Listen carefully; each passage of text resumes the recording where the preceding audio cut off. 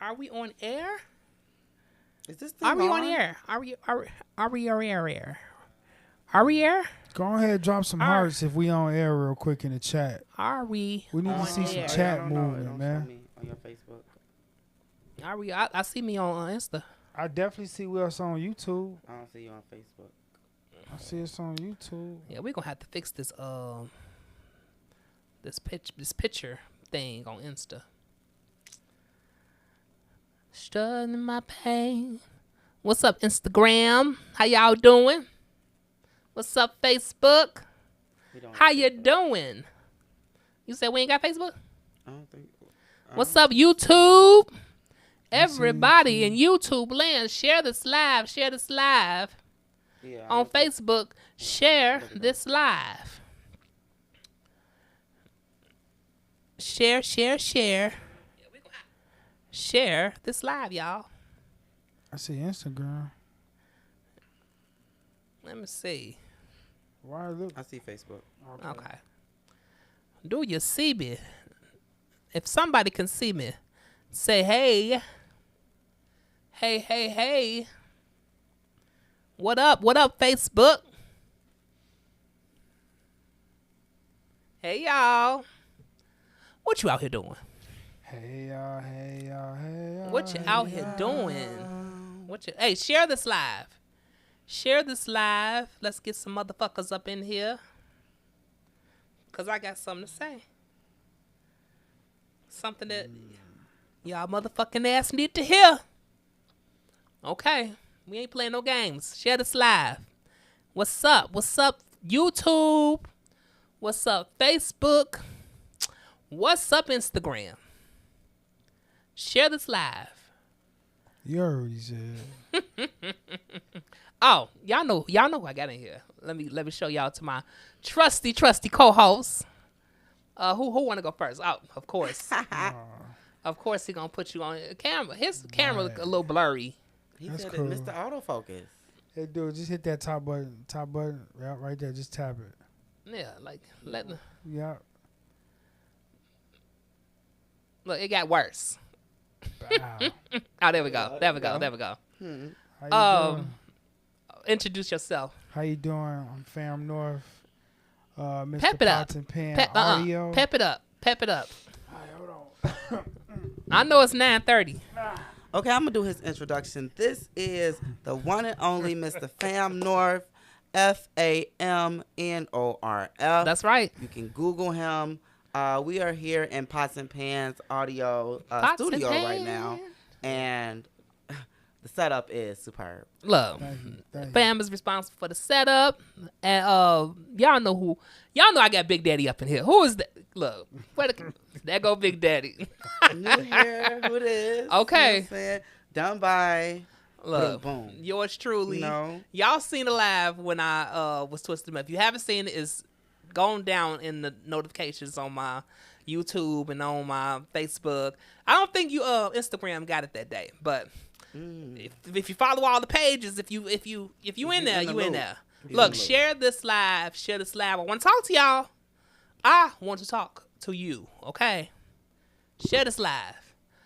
Y'all ready for this intro? Hold on, let me see. Wait. Pull her up.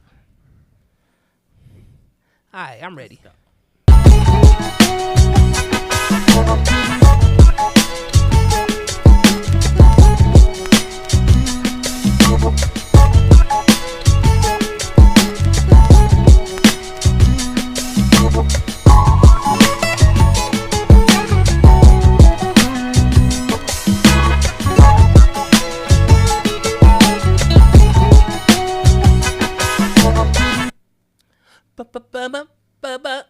Okay. That food was looking I ain't good. flipping. Look, you know, I be chefing it up when I do. You know, I really be in the shop these days. I be busy. Okay. I saw a little skin. You put a little risque in there? Skin? What you talking about? We gonna see Oh, next you was talking time. about that's my Candyland photo shoot. Look, I was out there. Okay, I said I'm gonna see give the me some little viewers. skin. God damn it! What Let me happened? show a little teeth. Wow. I'm gonna show a little teeth to get a little look. So let me ask y'all: have y'all seen in the media the toxic relationships? I think that it was Risa T said first. She was having problems being manipulated, and her man did her wrong. But like, have you heard about like Nature Boy? Who? First of all, who is Nature Boy? Nature Boy, this nigga was like running a cult, honey. Okay. But like he was able to Enlighten. manipulate his followers. Have y'all heard about Nature Boy? If you heard about Nature Boy, drop it in the comments. Nature Boy, a bunch of fucking beautiful black people. Okay. Following this man in a cult. They vegan. They believe in like polyamory. They believe in like all the earthy, not bathing, and you know, trying to be like closer to God. Okay. Like on this pilgrimage, like compound living type of thing. They was all in the islands, a few islands. The shit is nuts. How long? How long was? Like how long he had this coat for? I don't know. They said like since 2015. How long? Have y'all heard about Nature Boy? No, I don't know. Anybody? I don't know. I don't know how long. But like, it was just very, very fucking toxic. Okay. Wow. Risa Teesa, Nature Boy, and Diddy, they all got something in motherfucking common. Okay. Risa Teesa. You know who Risa Teesa is? The one who we was talking about last week. Right. Because my whole thing is they was telling her that she had like big back behavior. Yeah. You know, because she was allegedly like insecure. That And was like, the one that the husband was just saying all this stuff, but it really wasn't true. He took his brother identity. right. Gotcha. Right. But like everybody, you know, that I just named, Nature Boy, Diddy, like they all got small backs to do the same shit that Risa Teesa doing. Wow. Look. They all got small backs. And like, you know, it's really showing like the what I don't think that we know is that like the how we be. And like how we be, I would describe that as like when somebody else looking at you. Like I'm me in me. You know what I'm saying? I'm looking at y'all through my eyes. But like I don't see how y'all perceive me. Gotcha. You know what I'm saying? So how I'm perceived is basically the energy that I'm giving off. And like if you not necessarily like healed, or if you not like on this path of like healing journey XY, or if you toxic, or if you anything, you are drawing everything to you just like you. Gotcha. Okay? But like they said only the big backs was doing it. I'm like, oh, you know, I thought they said that opposites attract. No, you get exactly who you are when you are at whatever time. You know. Not you are what you eat. Look. But Keep my plant burger in tap. I made a video for y'all. I want y'all to check this video out. And y'all tell me what y'all think in the comments watching this video. Okay? As far as toxic relationships, we got Risa Teesa, we got Diddy, and we got Nature Boy. Since everything is everything, I done put all these clips together because there's a running theme in all these things to teach us a lesson. So check this out. You attract toxic relationships because you ignore red flags, hoping things will change with time. So recognize patterns in your own relationship dynamics to break the cycle of toxicity. These are the patterns, y'all. Part 50, who the fuck did I marry? There are some realizations I had to come to after the divorce and everything had passed. One, Legion never loved me. My radar was broken because I am an intelligent woman and I know that I know better. And I still sometimes ask myself, how the fuck did you let this happen?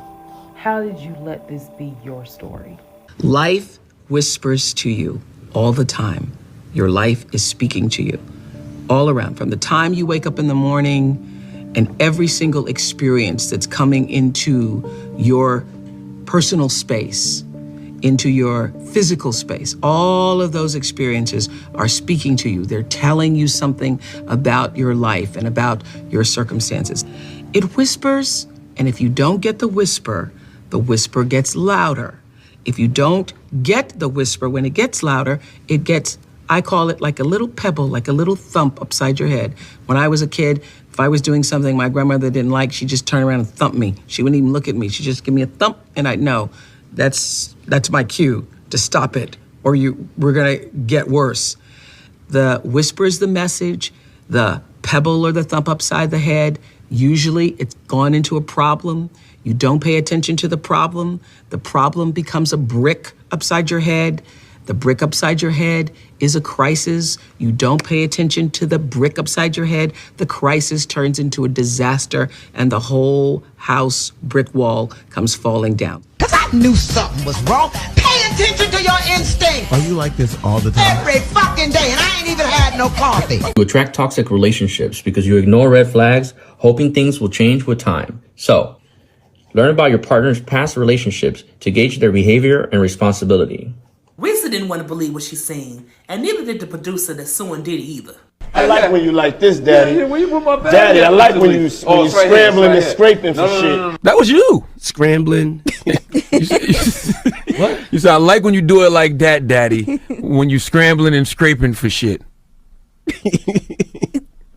Hey, man. The lawsuit was filed by a man named Rodney Jones, who, according to the suit, is a musical prodigy. He says in August 2022, he received a call from Diddy. Paragraph 94. The following is the phone number of another sex worker that Mr. Combs required Mr. Jones to solicit and perform sex acts with at his home in Miami, Florida. Mr. Jones had no desire to solicit and or have sex with the individual in the previous paragraphs.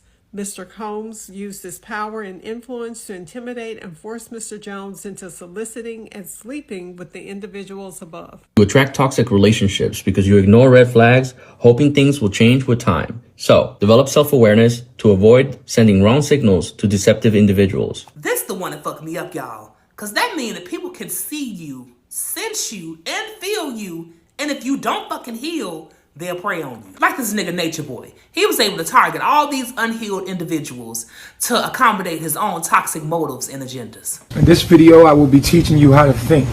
And I know a lot of people are already saying, mind control. The alleged cult leader of Carbon Nation, Eligio Nature Boy Bishop, was arrested after a former cult member claimed he posted revenge porn after she left him. But truly, I'm a really sweet person. They want to crucify me, they want me dead. Keeping the hate around me. Instill it. That's like any other prophet. Only me, I'm the return of the Christ. The fact that something in you is saying this isn't right probably means it isn't right. We forgot we're here to collaborate with each other. We forgot we're one with each other. We're all equally powerful. You have been programmed not to have power. Yeah, you have electric current in your body and you have a magnetic field around you. If you want to understand the secrets of the universe, think in terms of energy, frequency, vibration. Your vibe attracts your experience, but you have to generate the feeling first. You attract toxic relationships because you ignore red flags, hoping things will change with time. So, prioritize emotional intelligence, seeking partners who share and express their emotions in a healthy way. Man, I hear a lot of big back behavior. Does she have a big back? She do give Sheila that was driving up the mountain. Okay. Yeah, she Sheila did. was beautiful though. Yeah, no. You talked about the big back, Yeah, not the big back. face. Yeah, you're right. She's cool. What's your thing with big backs? No, I'm just saying because in a situation like this, some of you big backs, y'all got to stop being so thirsty for a man. There's a man out there for you. Okay, this woman believed all of this because she wanted to believe all of this. Big back belief isn't like everybody else's belief. Okay, she said it herself. He said everything I wanted to hear. Yeah. She wanted to believe whatever was coming out of his mouth because she wanted a man so bad. If big back behavior is like no other, what the fuck is this? Paragraph 96. Mr. Combs used many tactics to maintain dominion and control of Mr. Jones. He promised him a Grammy for Producer of the Year for the Love album. He offered him $250,000 to purchase all the instruments he wanted. He promised him ownership of his $20 million property, One Star Island in Miami, Florida. He promised access to record label executives like defendants Lucien Charles Grange and Ethiopia Hapa Tamariam. Paragraph 97. Mr. Combs would often switch up his approach. He would go from promising Mr. Jones the world to threatening Mr. Jones with physical harm. Mr. Combs threatened to eat Mr. Jones' face and informed Mr. Jones that he is willing to kill his mother, Janice Combs, if he must, in order to get what he wants, so he wouldn't think twice to harm Mr. Jones. To Hawaii, because they know that I'm what? What am I? God. Why do you look so sad when you're saying it? Sit up.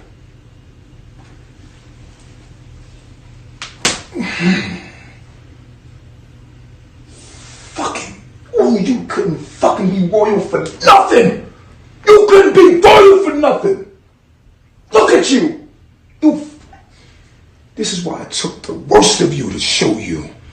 I took the, look at this nothing. Look at this regular fucking shit I'm dealing with.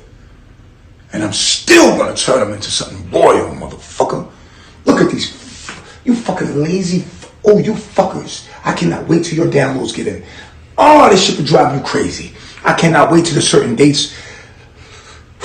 Y'all energy. Ugh. Ugh. I cannot wait till the LGBTQ community comes in. Because you guys, you will see, they will show you how to treat a God. It is the LGBTQ community that will show you how to worship me. Because you are nothing. Get out of my presence. Move. All of you. Leave me. Immediately. Make it snappy. You got 3 seconds. Out the room now. Immediately. Out. 1, 2, 3.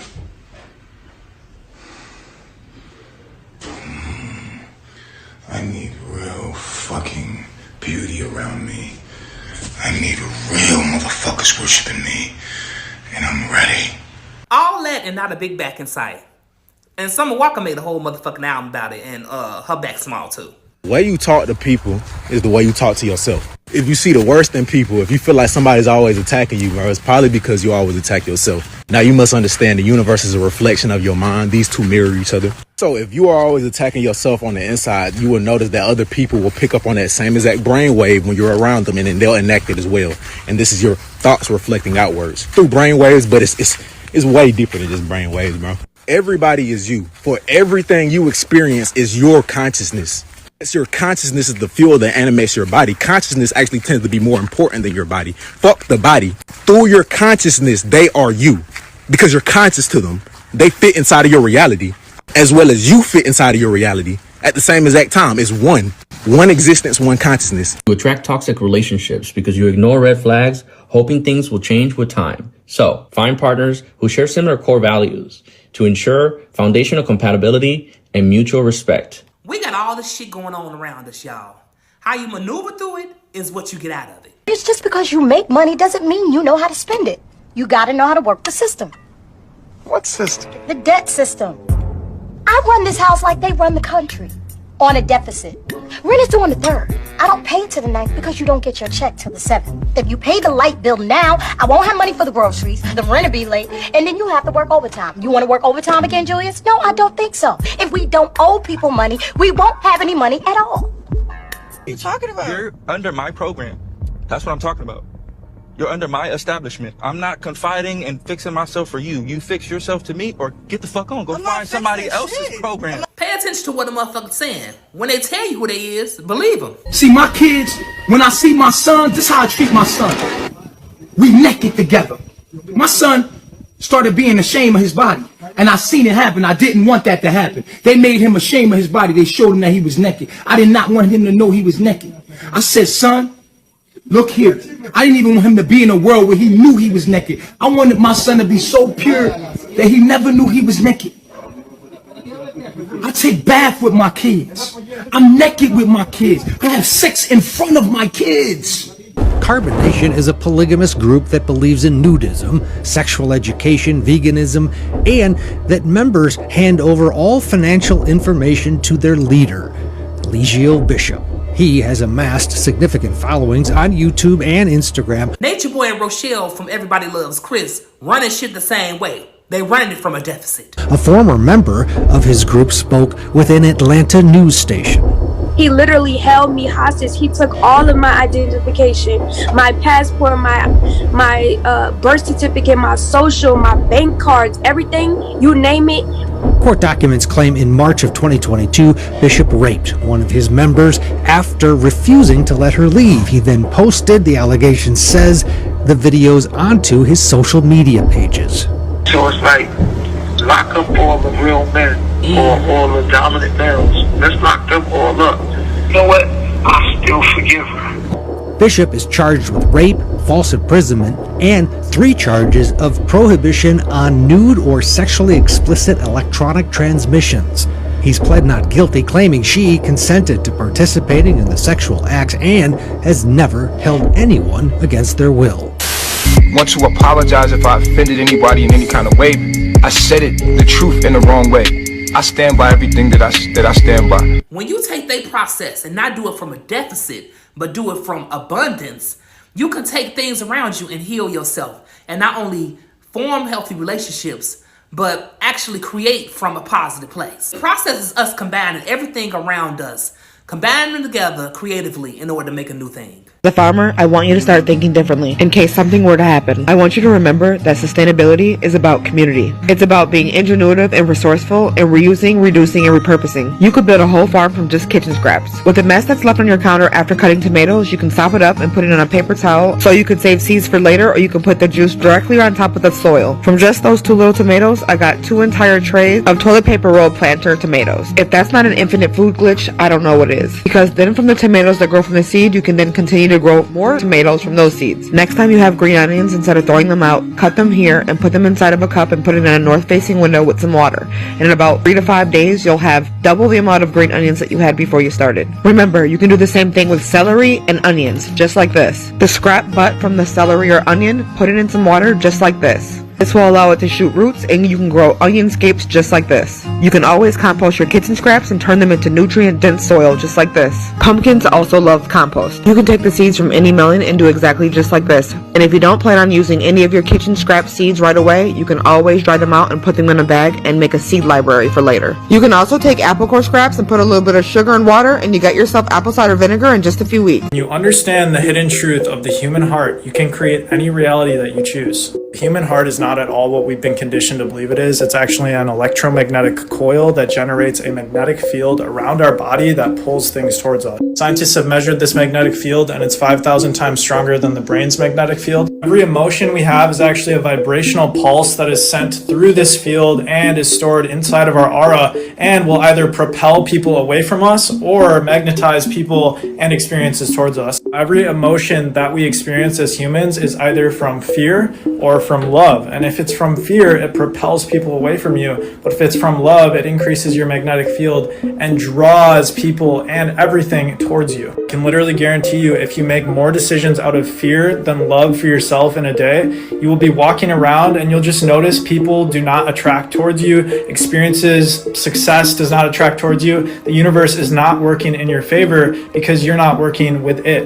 When you step into love, you start to give more than you take. You step out of survival into service for the world. The universe shifts, your reality shifts, and the universe turns into a more abundant, giving place. It's almost like we're not physical beings moving through different realities based on the frequency we emit. This is what it looked like when you apply this methodology positively to your life. Had a strategy of once somebody's record was hot, jumping on it and then taking, it would be like it was his record. Like he did Joe Budden. Like he did Joe Budden. Give me the beat.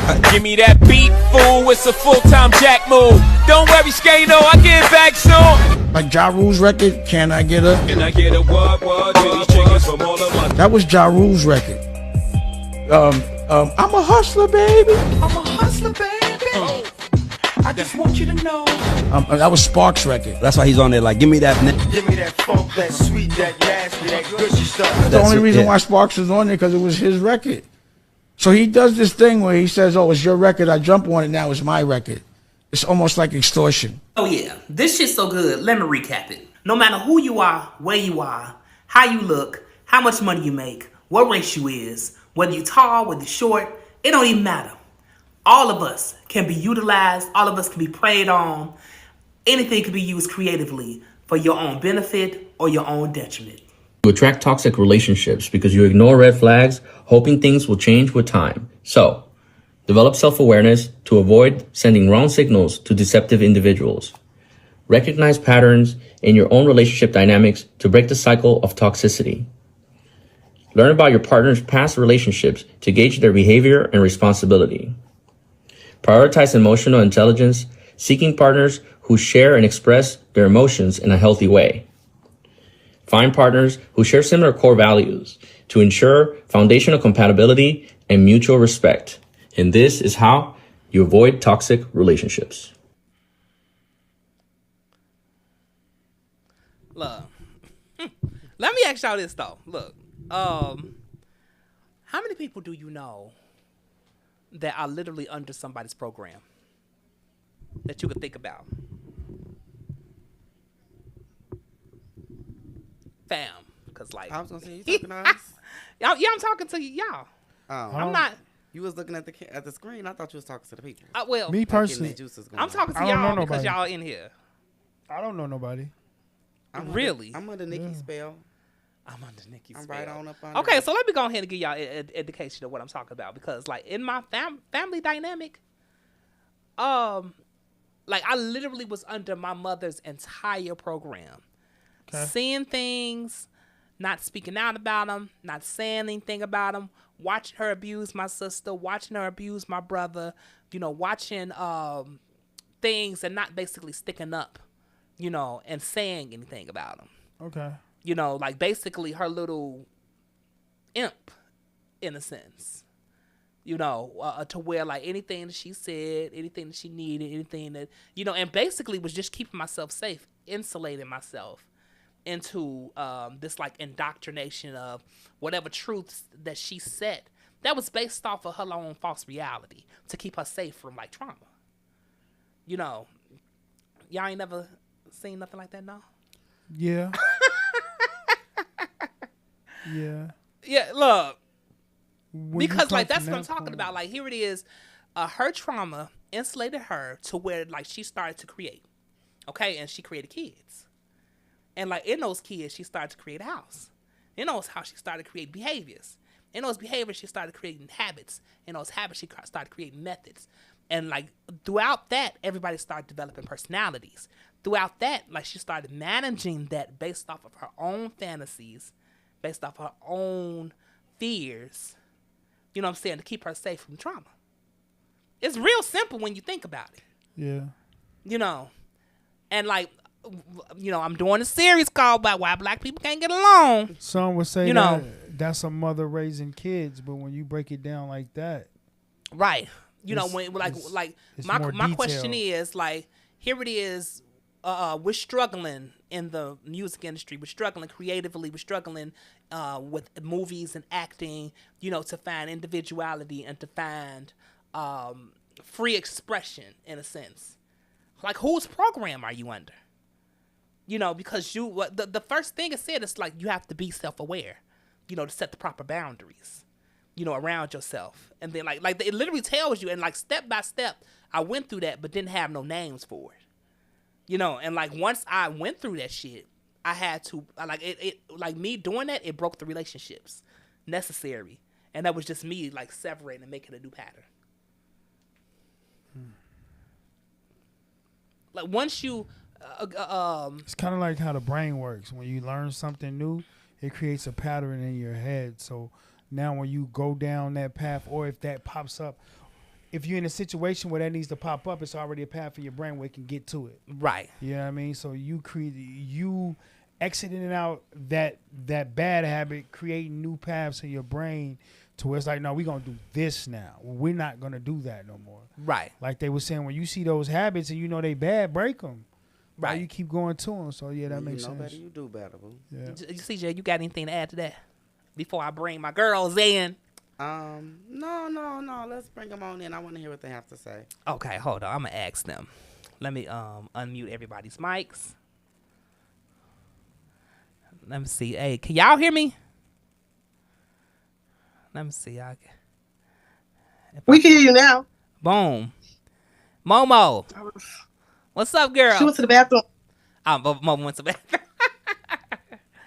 Look, I asked them. So like we're talking, and like I sent that video to y'all earlier, and like that video was probably just a long way to show how like within our family dynamics that we can be under, you know, the elders program, so much so that we can't like form our own identities and create, you know, naturally from our own sense of self. I was wondering, had you ever seen anything like that or experienced anything like that, to where like you could see a person and you know that person's not themselves, they're actually the person that they come from. I had a situation, and really quick before you answer, I knew. I'm here. By the way, I just got back. Hey, Momo. Hey. No camera? Yeah, where your camera at? Oh no! Listen, I got my bonnet on. It's okay. Look. I no. Listen. My bonnet on too. What's up? Put your bonnet on. If I put my bonnet on, you gonna cut your camera on? Oh no, I'm about to cut my camera on. Hold on, let me just try to make the bonnet look cute. But keep going. I just played the video. Did you watch the video, Momo? Yes. So, like, that was just a long way of me showing, like, basically how you can be under somebody's program. So much so that you lose your own sense of self and you have no identity, and you are basically them. You showing up in your life as them. And, like, a lot of people are moving like this and they don't even know it. To the point where the things that they say aren't their original things that they would normally say. It's actually the thoughts, the standards, the morals, the things that the people that develop the program put them under. You know, so when it comes down to having an identity and having a sense of self, like they don't really have one. So like I told them, I said, this is why we struggling, you know, to can we put everybody on the screen, fam? You gotta zoom in. Zoom in on. You gotta zoom in on your screen. Okay. No, he wants the thing like the yeah, that boxes yeah. where all of us is there. Right. Take off this chat box. Key 2. Turn off key 2. Anyway, yeah, we have this. We're having a problem like showing up in our culture, like authentically. Like people, like everybody is doing everything else of what everybody is doing. Like even in rap, like you have R&B is the worst. Like I can't tell Summer Walker from Kalani from, you know, like all the girls, Janae Aiko, like they all are copying each other and developing, you know, the sound from one another. Like this is what we're doing in our lives, and this is why we can't get along. You know, because like the Pride generation, the elders, everybody is showing up individually as the past when we're stepping in the future, and we need to be ourselves. Because look at all this creative shit that we got around us. Look at what we're doing. You know, as far as like right now, we're having a conversation. We're virtual online. People are being rewarded for being themselves. You get what I'm saying? And like our traumas are blocking us because we are showing up as other motherfuckers. Oh, listen. Yep. Listen. I get it. I know. What y'all think? Tell me what you think, Momo. I'm trying to figure out how to turn my camera on in this because I ain't get Zoom to allow, but I'll turn it on after. But when you were speaking about like, you know, like I guess like what we see and I like what we learned from growing up, it kind of sits with us. You know what I mean? And even when you speak about like Summer Walker and just like it seems like a replication and I know I'm a millennial. I was born in 92. Right. You know what I'm saying? So like I've always thought to myself, like in anything, I look at because I'm the fourth child of 5. So everybody is older than me besides my younger brother. And I just was like, even in relationships, oh no, that's not going to be me. oh no, like even my mama, oh no, I can't, like that's not gonna be, I ain't gonna let this person do that. You know what I'm saying? Yeah. So, and then you turn out and it be like, ooh, well, that's not, it was easier said than done. Like, you know what I mean? Like, okay. Right. Cause you now looking like, I know why my mama stayed with this man, my daddy. Like, you know what I'm saying? Like, hold on. But I think now though, as like we're in this generation, I don't even want to say woke because I feel like woke is just overused, and but I think we have, like, with social media and what we have access to, like, you know what I mean? I think that we have a better understanding of certain things, but we still fall down the rabbit hole of being a product of what we are used to seeing our other people go through. You know what I mean? Right. Even though we don't mean to do that, it just seems like we do fall into like certain things. Like personally with me, I can see in my relationships, like, oh no, I fell down it. Like I stayed with this person way too long, and I said I would never do that. You know what I mean? Right. Give me an example. But I had the wherewithal to know Give me an that I example. should have been left. You know what I'm saying? Big Daddy say, give him an example. No, fuck you. No, excuse me. Now I gotta say, because now he's in my business. You know what I mean? This is a safe Next space. question. It's a Next question. I have no.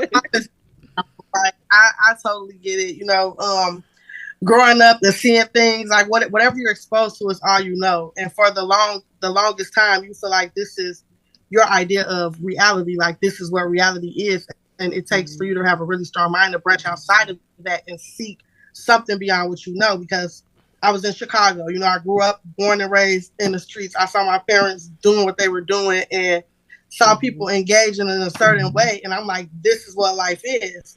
But there was always that piece of me like, this is not what I want from life. You know what I'm saying? But this is the only thing that I know. So I had to branch out, dip off, move to a whole other state and experience something new to see that there was more to life, which opened more doors for me, more questions were asked, more answers were sought. But as far as reverting back to what's familiar and what you grew up with and what's comfortable and things I said I will never do, a domestic violence relationship, like that will never be me. A man ain't gonna never put his hands on me. I'm not going for that. And when I lived in Georgia, I was in a domestic violence relationship, like not intentionally, and it wasn't severe for me. But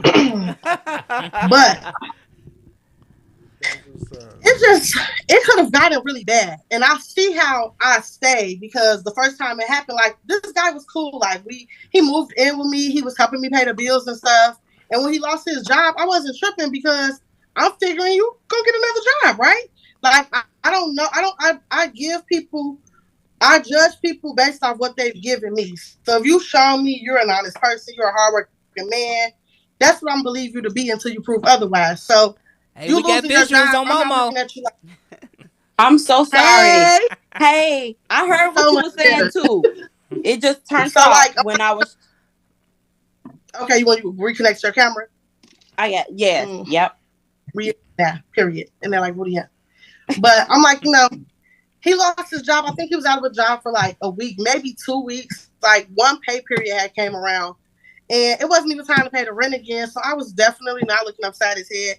And there may have been miscommunication, because I did come home from work and like he waited till I got into bed to ask me to make him something to eat. And I see now that this is a big debate amongst people on the internet and the interwebs. And I just be being quiet because I know how this turned out for me twice.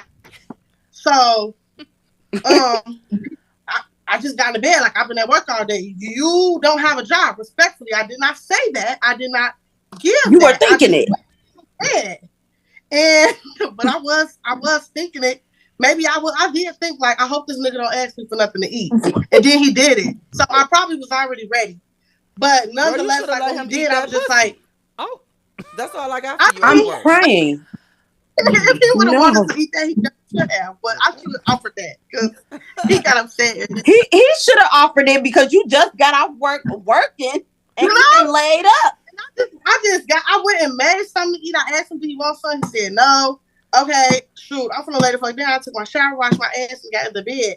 I get in the bed naked, like, so what's the deal? You coming upside my head like, you hungry? And all I say is, I'm about to go to bed. I'm not about to get up and make nothing to eat. I'm not finna put no clothes on, go back out there or nothing, because, no, it's just not happening. Right. And he said some smart shit. I don't remember what he said. And I said some smart shit back, and he was like, bitch, shut the fuck up. No, in your yes, house? He did. And my listen. And I said, bitch, you shut the fuck up. And he punched me in my mouth. Oh. And I punched in his. And now we're boxing in the bedroom. All I remember, like, this is how this went. I remember us starting a fight in the bedroom, and then I remember it was like darkness, and it was this voice in my head like, yeah, kill this nigga. And somebody was shaking me and like, Sakara, wake up, like, snap out of it, daughter. And it's my godmama, because she was there with her kids. And she like, snap out of it, baby, snap out of it. And I look up, this nigga is on his knees. My hand is tied to his throat, esophagus, trying to rip it out. And his lips turning blue, and I'm like, kill him. And I just throw him away, and I'm terrified. My heart is pounding, like, oh my God. Right. I almost killed this man. And he crawling and choking and throwing up the shit. And then it's like I get another burst of anger after he done crawled out the house down the stairs and he throwing up in the bushes. And I'm looking out the window. And then I just get like a so I grab something and throw it on his head. And I was like, okay, we could still be together because... Wait, girl, I have to take a drink for that. He put his hands on me. Can I do this on Zoom? When he put his hands on me, I had almost killed him. So he's never going to do that again. No, wait. You almost killed him with your bare fucking hands. Do you hear me? Yeah. That's scary. Not only that, you blacked out. But listen, my godmama, I wish we could pull her. I wish she was somewhere on this watching. Because she said, daughter, you was fighting him. And by the time y'all made it to the bathroom, your eyes got this real crazy look. And you was like, nigga, you want to fight? With like a real crazy... I was... What was that? It was that. Wow. Okay, let me ask you this. Do you think that situation was a program that was running from your past? Like, have you ever seen violence in your childhood like that? Yeah, that came from her mama. I saw violence. Charles is irritating. It was a lot. You broke up. What'd you say? Yeah, I said all I saw was violence. My mama, she was violent. Just like crazy stuff happening. Yeah. I was in DC. I was a ward of the state for like 8 or 9 years. My mama had fought to get us back. So like stuff happened in those households. Like it was terrible. Yeah. Terrible. But it was definitely fight or flight, like yeah. I was probably more flighty as a child, but as an adult, you get tired of being fucked over, so you decide that like that's not going to happen again, which results in stuff like that. Like, okay, not that I'm not going to get an abusive relationship because I'm not going to be abused. Like, I'm not going to be in one because I'm going to try to kill the nigga. So that's why it's not going to happen, and that's toxic as well because it led to a toxic relationship. I still dealt with all the toxicity of an abusive relationship. I was just put in a position that I would have eventually wound up in jail for killing him. And what's so funny is that you were no longer there, but you were acting and behaving because you had blacked out. So like what could possibly consume your body enough for you to behave in a way to like carry out a will, because your mind was saying one thing, but your body was behaving in another, but you weren't there. Mm-hmm. That's crazy. I wasn't there. So can I want to ask the question. After this, though, did you stay with him after this, girl? Because it be now we listen, and this is a no judgment zone. Period. I stayed with him. And he stayed with you because he loved your crazy ass. Yeah, it was the most toxic relationship I had ever been in, and it lasted like a year. It was fast and wild and furious and crazy. But in a way, for me, fam say who walked away? Satisfying. Fam say who walked away?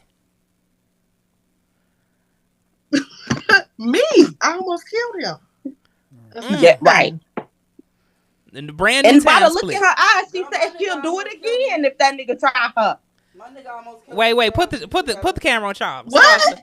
Charles got a story. He said his nigga almost killed him. Put the camera on yourself. I'm up there. Cannot. Oh, where you at? No, I was that's up there with everybody. Oh no, you get some camera time. Go ahead and tell your story. I ain't had no story, you know what I'm saying? The nigga just... Nigga, you don't get to talking about chime in talking about my nigga almost killed me and not tell the story. Tell the people you brought it up. I don't know. My story don't really... Because I've never really seen my mom in a Did you relationship. stay with him? I've never seen my... Did you my stay dad with in him? relationships, but like, I don't... Did you stay with him? Girl, y'all thirsty. He stayed Yes, with... I mean, this is I left him, but he stayed with me. Did you stay with him? I left him, but he stayed with me. That's a fact. Okay, That's so a fact. to I your can mic. attest to that. He almost, what I made you can stay attest with to him that. after he almost killed you? And did you try him again? Because I mean, well, really you can project understand into the mic, but they can. You know what I'm saying? What y'all say? I said I What can made you attest stay to with that. him That after was he a fact that you're stating. Yeah, I said I left him. He stayed with me, and then like, you know, You skipping like 7 facts. Like what happened? That's a lot. 7. Like what happened? Double dutching. He's At double first, dutching. we started off real At cool. first we started off real cool.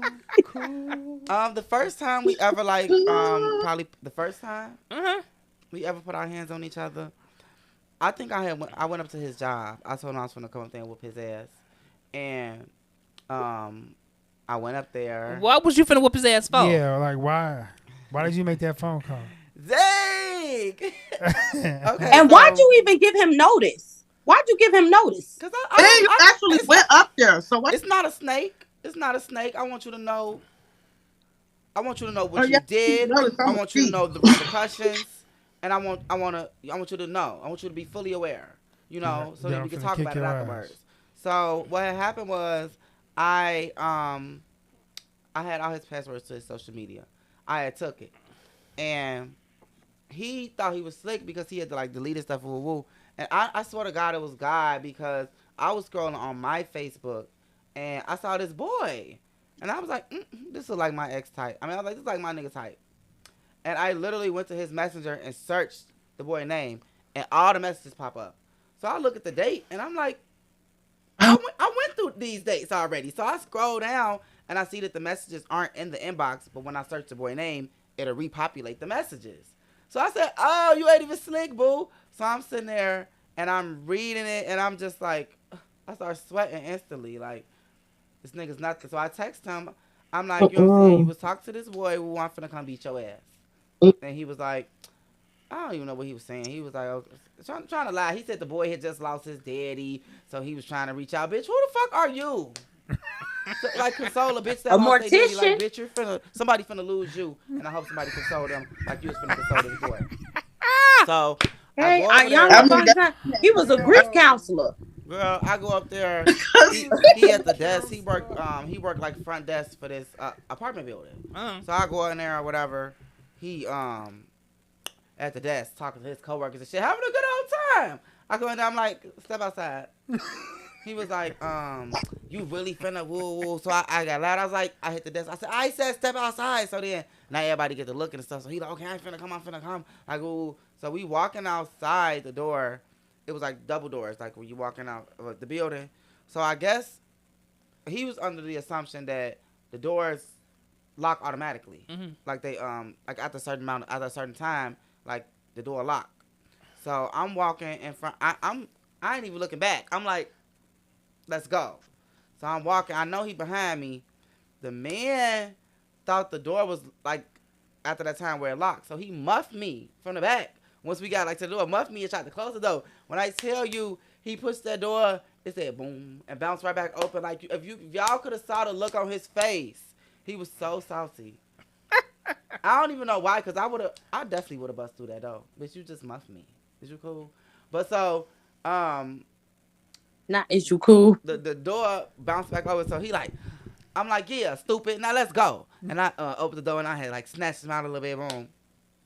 So we go. soon as we step out the door, it's like on the side, so like it's like a little alleyway right there. I'm like, let's go get our run. Like I'm not even trying to do the most. It's like I told you I'm finna whoop that ass. Give me the ass. I'm old, and we out of here.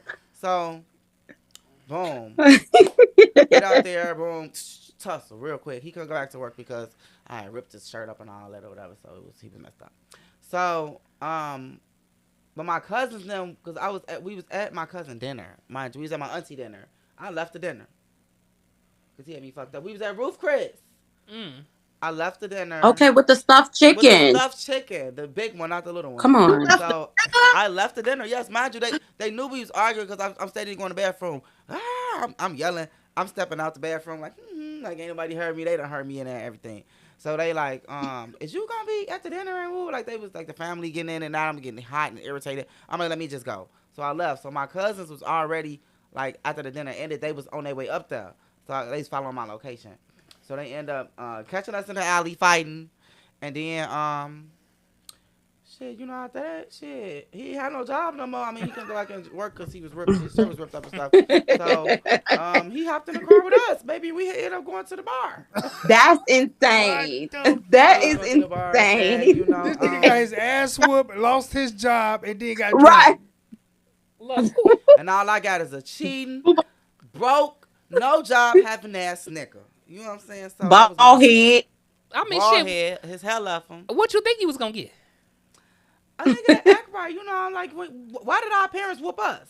So we act I'm better. crying. Right? Not why did our parents? That is because we was embarrassing. Right. Because we love them. I don't think you can equate a parent's ass whooping to you whooping your lover's ass. Why? That's just. I mean, it's an interesting concept. I was gonna say, why not? It's very interesting because with my ass in the bedroom, but never outside of it. It just doesn't work.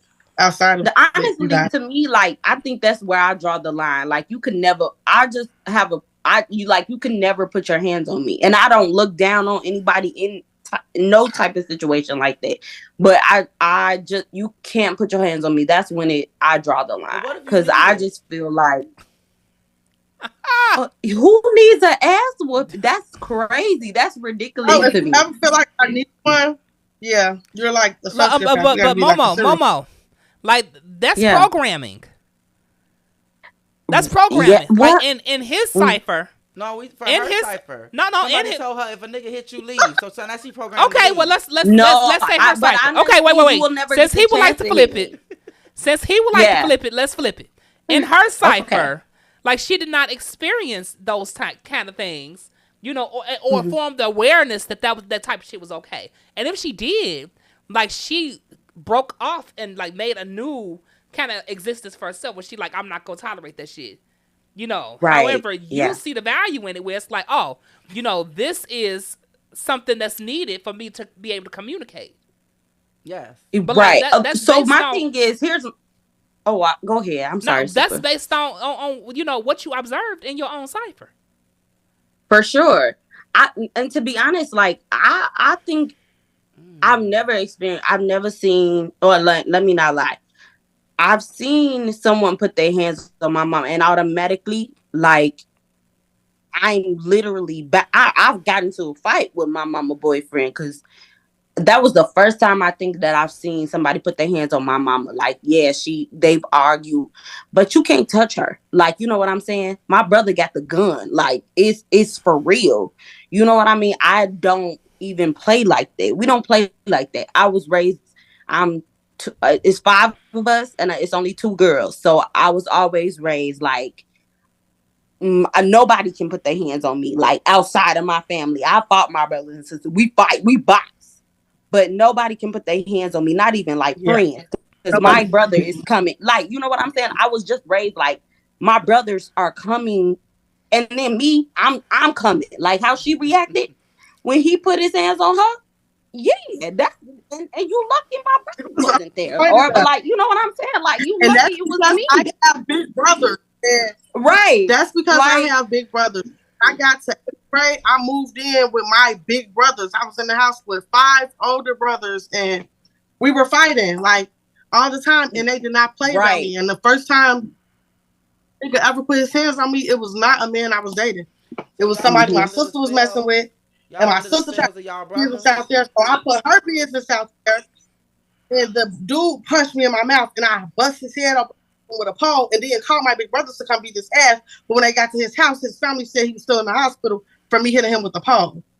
So that was the first time a man ever put their hands on me, and it was not my man, not my brothers, like weird. It was just a random guy but I think when it gets to that part, like if you could put your hands on me, this is how I think about it. Like I always think about like when people say I'll kill you, I don't want nobody else to be with you, or I'll kill myself or something like that. I feel like, damn, nigga, if you kill yourself, you'll kill me.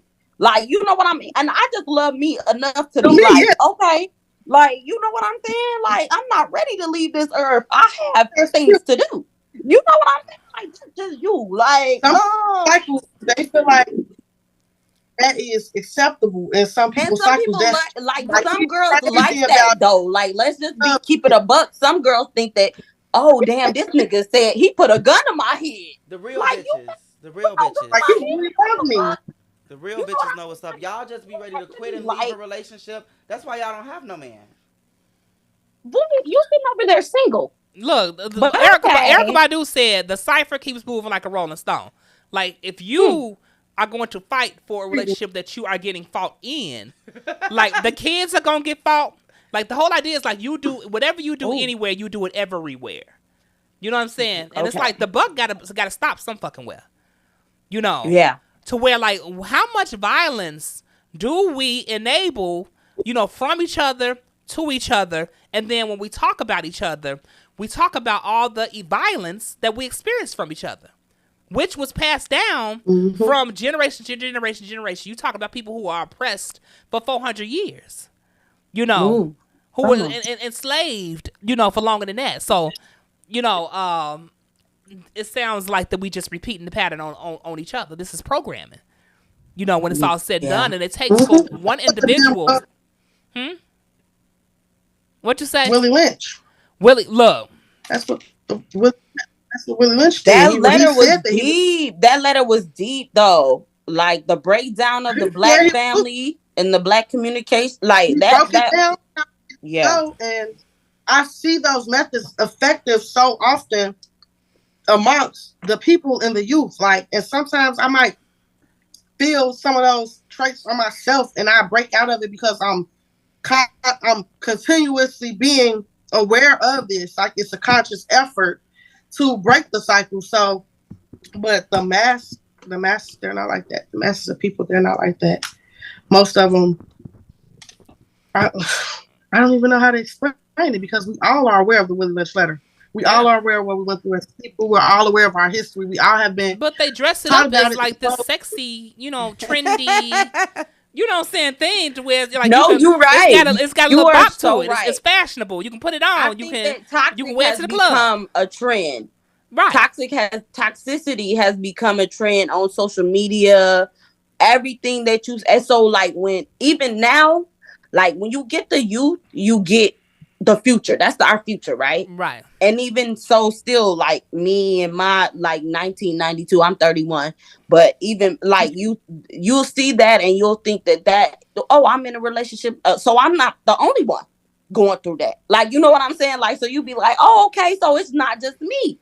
And so you think that I can still make it work then. Like, you know what I'm saying? Or you try to justify things in certain situations because you see other people, even if it's not on social media, you see your friends going through that too. Like, even when we talk about it, you be like, okay, you know what I'm saying? Like, it's literally it just seems like it's literally mopping the mud.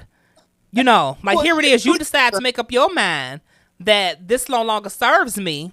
As long as you constantly paying attention to it and you trying to do different in your life, but you still entertaining it, you still enabling it. Right. You know, especially if you're not able to hold people accountable, you know, for that shit. To where it's like the way you doing your kid, like, I can't fuck with my elders. Okay? Like, I rarely talk to them because no one held my mother accountable for the way she treated her children. So it's like, I'm not finna mop the mud of where this shit came down from to where y'all enabled violence in y'all reality. You know what I'm saying? Here it is. I'm experiencing it in mine. But you want me to break bread with you as if, you cannot talk to her differently than the way that I can talk to her?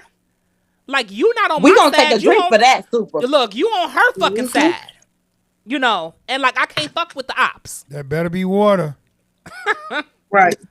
Oh, I can't do it online. I'm so sorry. I'm just playing. Yes, you can. Oh, I'm so sorry. I'm gonna go offline when I do. Yeah, I can't. No, you are so right. Mm-hmm. You are so right, and that I talk to my coworkers all the time because we all like. I don't know if it's been in y'all household, but I know it's been in mine where it was a saying: "What goes on in this house stays in this house." Right. They ain't like and that's I always told what happened. Okay. But it's just certain things that's ingrained in us. You know what I'm saying? Like, what goes on in this house, don't let nobody in my house. You won't tell nobody what, and it'd be like, so I can't tell what's happening to me. I didn't agree with a lot of the stuff like that was happening in my household, but for me, it was just like I had saw the alternative. I went from the system to back home, and then back home, I'm getting the fuck beat down to me for like nothing at all. I gotta take care of these kids, all my little siblings and shit. Like it was terrible.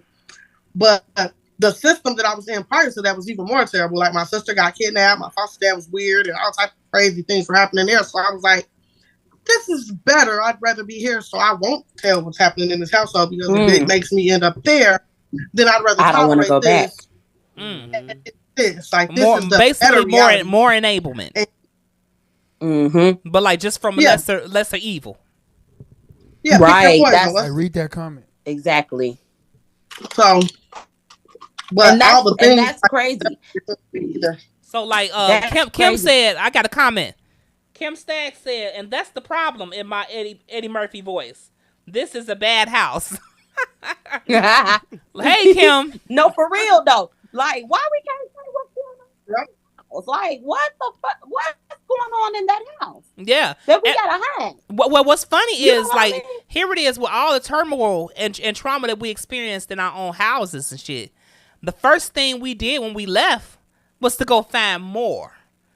The question is, what is this? What is this that would like to torment us throughout the endurance of our whole entire fucking life? That's working to stay embedded, that's working to stay right with us, in order to torment us in our whole fucking life, throughout our childhood, throughout our teenage years, throughout our adulthood. And the more and more you come conscious, you still trying to find the shit. Right. But you can't really put your finger on it. Like it's like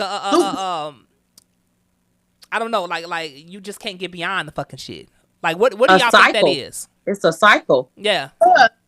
It is a very deliberate and broad system. Like they know that they have to have a bunch of methods in place to make sure that they can get to as many people as possible. So there are multiple systems in place here to disrupt us in some way, in one way or the other. There are multiple systems in place. So if I can't get you here, I'm going to get you here, here, here, here, here. But with all these opportunities to get you and all these obstacles you got to go through, you've got people, we got to go through multiple of them. So it seems like a never ending thing because they're still present and we're still going through these things, or the things that we went through are still with us. We're still carrying that. But it's a very diverse and messed up system that's in place against us. Kim from Facebook, she says cycles are meant to be broken or they stay the same. True, but it's also like a the wheel that the hamster rolls on. Absolutely. Honestly, I agree with what you are saying, but I also think that to me, specifically, just like what I can think of, it's a comfortability in everything. Mm-hmm. Like, right? Like if you're comfortable with something, it's a pattern that you always follow and you always go back to, especially when I've heard this saying, if you're uncomfortable, you can't grow in comfortability. right? You have to grow in the uncomfortable of it. But people don't want to grow in that because they don't know that. You know what I mean? Like, you're comfortable going on that wheel, even though it's the same thing over and over, and you getting sick and tired of it. You know what I'm saying? But it's what you know. You gonna go to what you know, even especially in when you got relationships. so many bitches that that will enable you and not hold you accountable.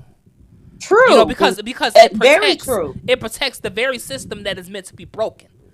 Exactly. You know what thought just crossed my mind when she said about comfortability though? It just put the camera on you. I think I fight. Yeah. I fight niggas because if you giving your energy enough to it to fight, then you care about it. So that's what I thought. I'm like,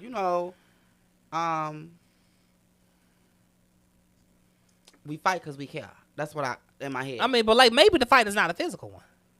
This battle is not yours. What they say? No. They say you don't wrestle against flesh and blood, but you wrestle against principalities in higher places. No, I do headlocks and people's elbows. I mean, we know what you do. Oh, what you were saying? But what I said was, what if the fight was not a physical fight? No, that's what I was trying to say. What I just realized is, like, I think mentally, like, I've more so grown, like I'm when I'm done with it, I'm done with it. Like, you could say whatever, like, to get a reaction, and I don't have nothing to say. I don't even feel away. But like, when I am in it, like, you could say your silence is gold. You could say nothing. I got attitude.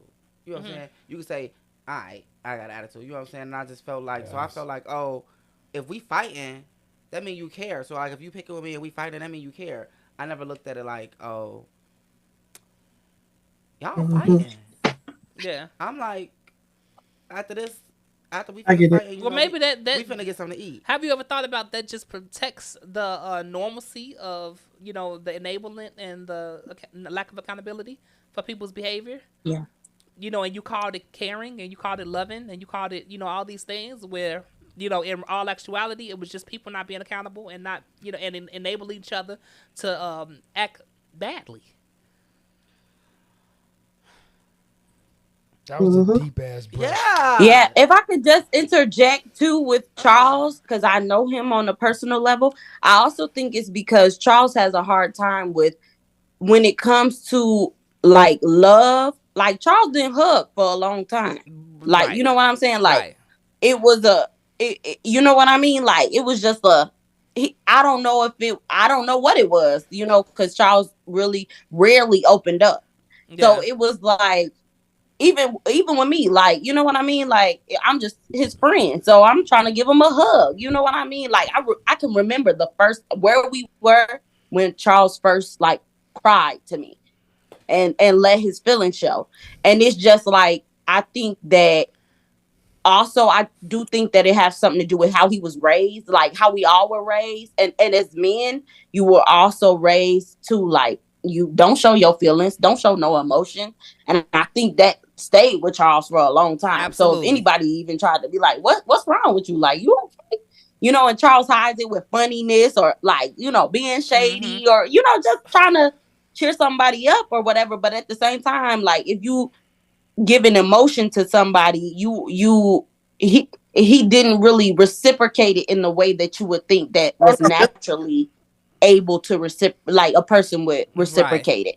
But I think that he's learning, and he learned too. Like, yeah, I could be, I could be vulnerable. I think it's hard to be vulnerable with people, especially nowadays. Right. Yeah, because people can take that and they can use it against you. You know what I'm saying? I got a Facebook comment. I got a Facebook comment. Ryan Stain from Facebook says, I always say that slavery affected the way that we deal with coworkers, kids, family members, boyfriends, girlfriends, and etc. Kim Stagg, she says, comfort is the enemy of success. Ryan Stain says again, toxic masculinity is a bitch. He's agreeing with what you're saying, Momo. Yeah, but I agree. I mean, we could blame a lot on, like, we could blame most on slavery, right?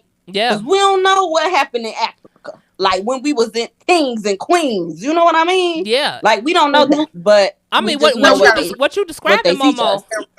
What you describing is, like something that made us protect ourselves from each other. That makes you shut down to the point where you don't want to open up, and now you can't be vulnerable in a way where absolutely. Touch Willie Lynch letter when he said put them against each other, because when you put people against each other and you sick them on each other and teach them to naturally distrust each other, and they made sure that stuff was genetic by instilling it in a mother so that she would instill it in a child. So it was a deep rooted core feeling that we would have whether we were aware of it or not. I don't even think that the upbringing was too much matter due to the fact that this is the way that made sure to breed us in these environments to naturally distrust each other so that we would not be comfortable with our brothers and sisters. Right. And it goes back to what you said, Momo, about comfort. The reason why people don't like to be uncomfortable is because they don't know what it brings. It doesn't feel good, and it's something to fear. Fear is one of the key factors here. As long as you can instill fear, like the videos we were watching with the magnetic fields and the attractions of energy and what you're attracting, when you're in a state of fear, you attract a certain type of energy. And I'm going to be 100% real with y'all. When I was younger, at some point, I got into shoplifting really, really bad, like 11, 12 years old. But I was really, really good at it. I could go in a store and I could put on a whole outfit, grab a $200 purse and everything, and walk out, and they would never know. But you know why?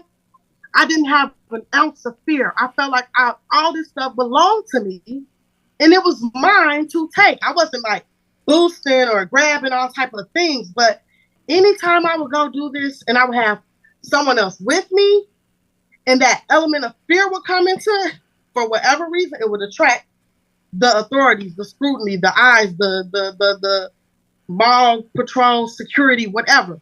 I would get caught every time. It never failed. And I recognized this. It was a pattern, and it was for sure.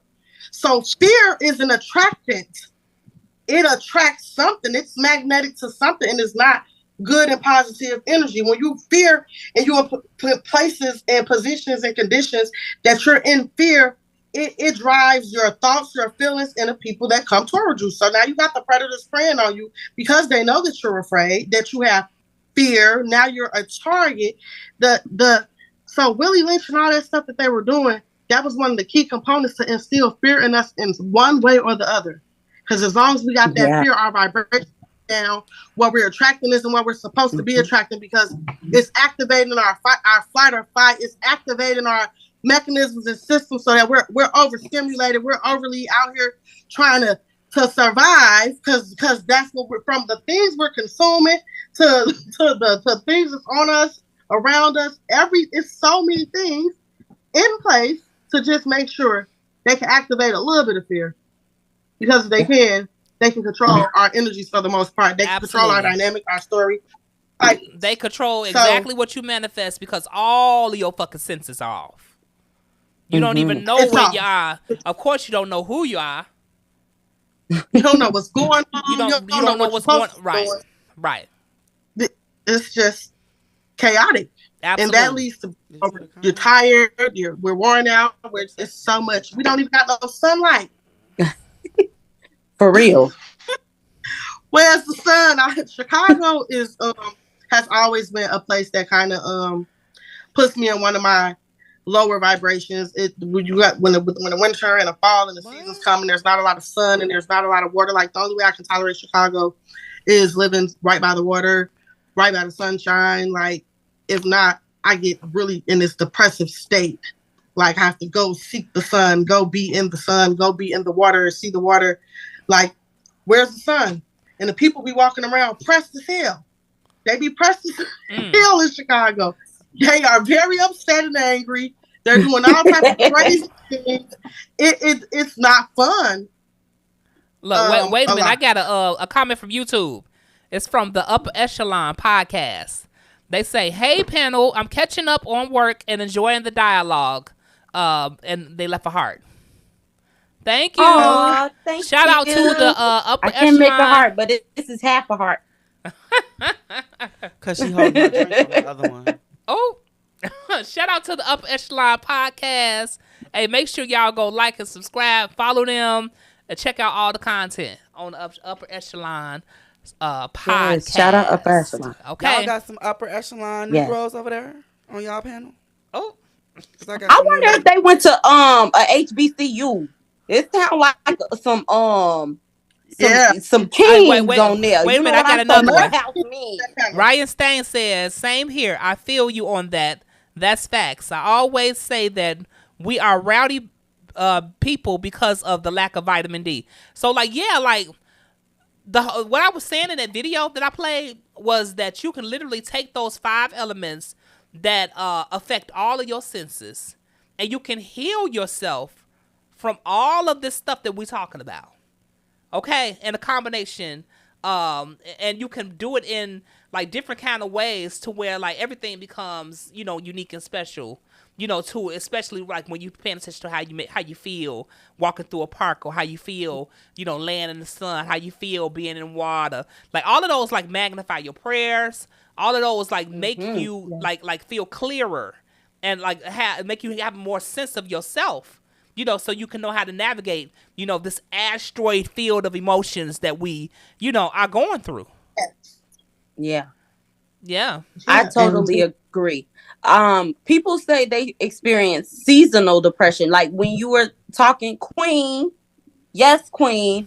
When you were talking like when you were saying like about the seasons in Chicago, we definitely like, even living in Chicago your whole life, you'd be like, we hate the winter.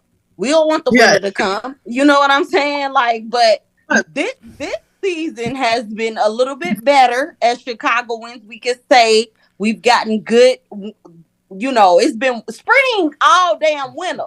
You know what I'm saying? Dang winter. Yeah, but you go into that seasonal depression, or that when it's gloomy and gray. Like even today, you know, I was just sleepy and tired and things like that. And you just don't want to be bothered with people, let alone your spouse, or you know what I'm saying? Like, and you give off a certain energy. I know when personally, like if I'm not feeling the best, like if I just got an attitude for no reason, you know, I was raised in like a church family. Not a church family, because I really stopped going to church when I was like around 10. But my mom's grandmother was a pastor and stuff like that. But I believe in energy and things like that.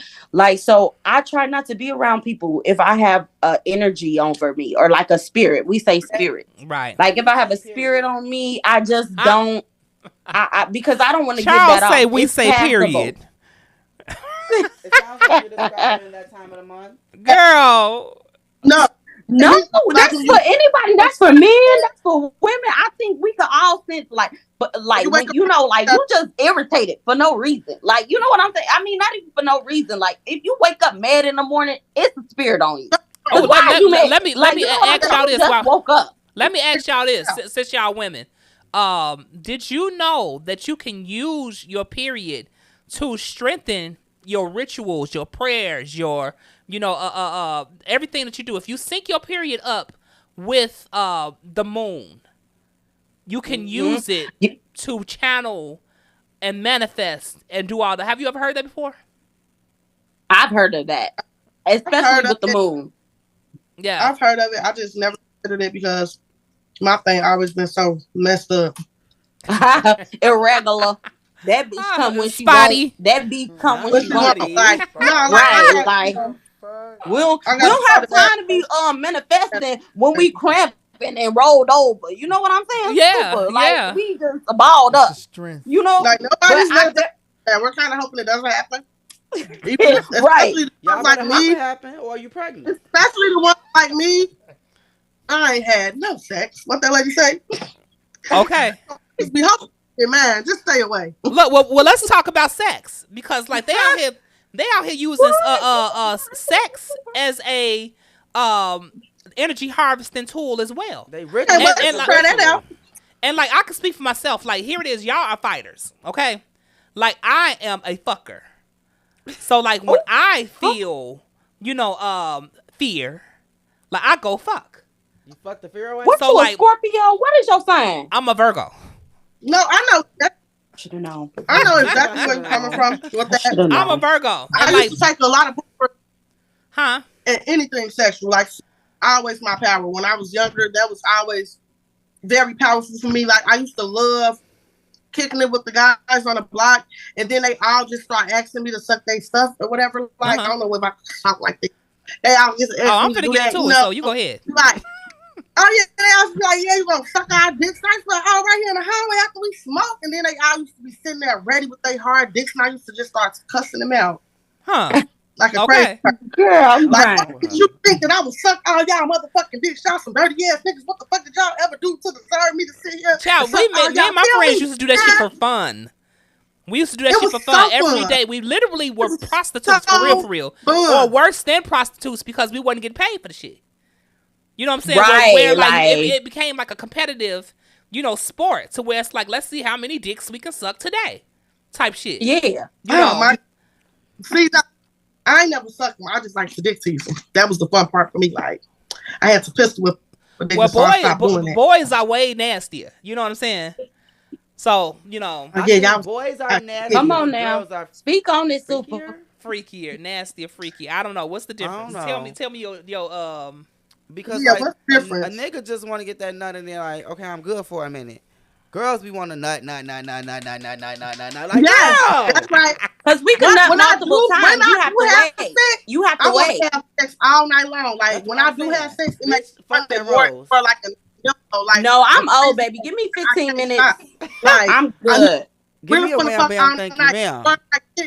I'm not fucking all night just because my pussy gonna be swollen. Yes, like I'm just not. All that shit feels good. It be swollen so good, throbbing. I love it. That's why I have to restrain my sex because I will fuck all night long. But like, look. Let me tell you why. Because like, this has been such a thing for me. I had to figure out what was going on. To where it's like I'm literally taking the fear energy and I'm channeling it through my body, okay? And I'm taking my whole body and I'm acting this energy out. But like the whole idea is like if you like the energy is using you to act it out. How can you use the energy to act out your mind? Okay? So now you're talking about sexual empowerment.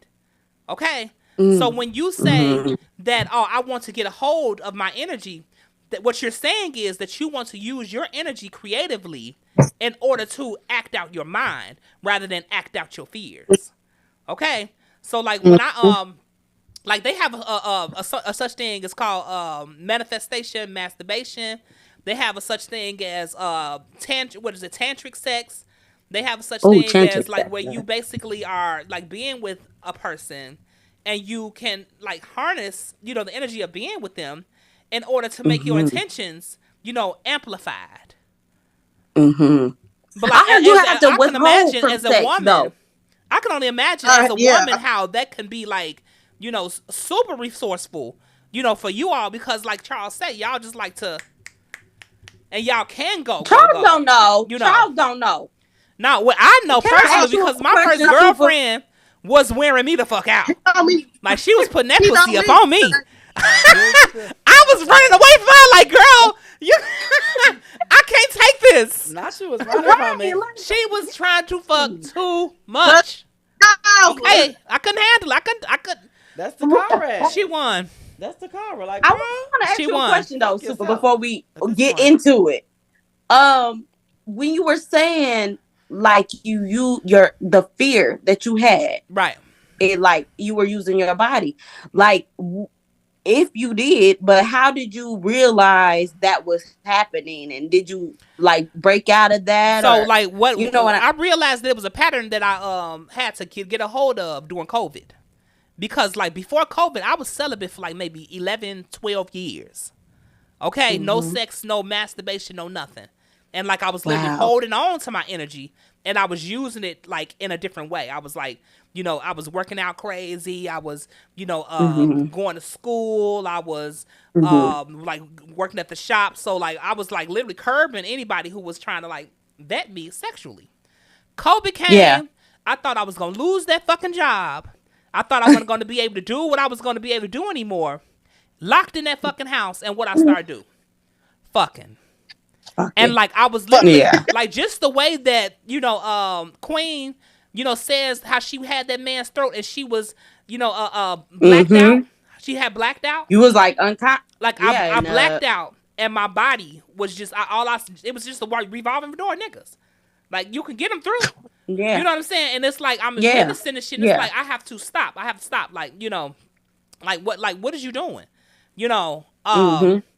But and I started to help me channel the energy because it's like I always describe it as like riding a pony. You know what I'm saying? It's like like I can't get up off the fucking not sex, you nasty bitch. Right. Not sex, you nasty bitch. I'm talking about riding the energy of your emotions where you carrying out its wishes. But like I have to like combat it with something else. So I started talking about it. I started telling my friends, like, look, I'm fucking, I don't know what to do.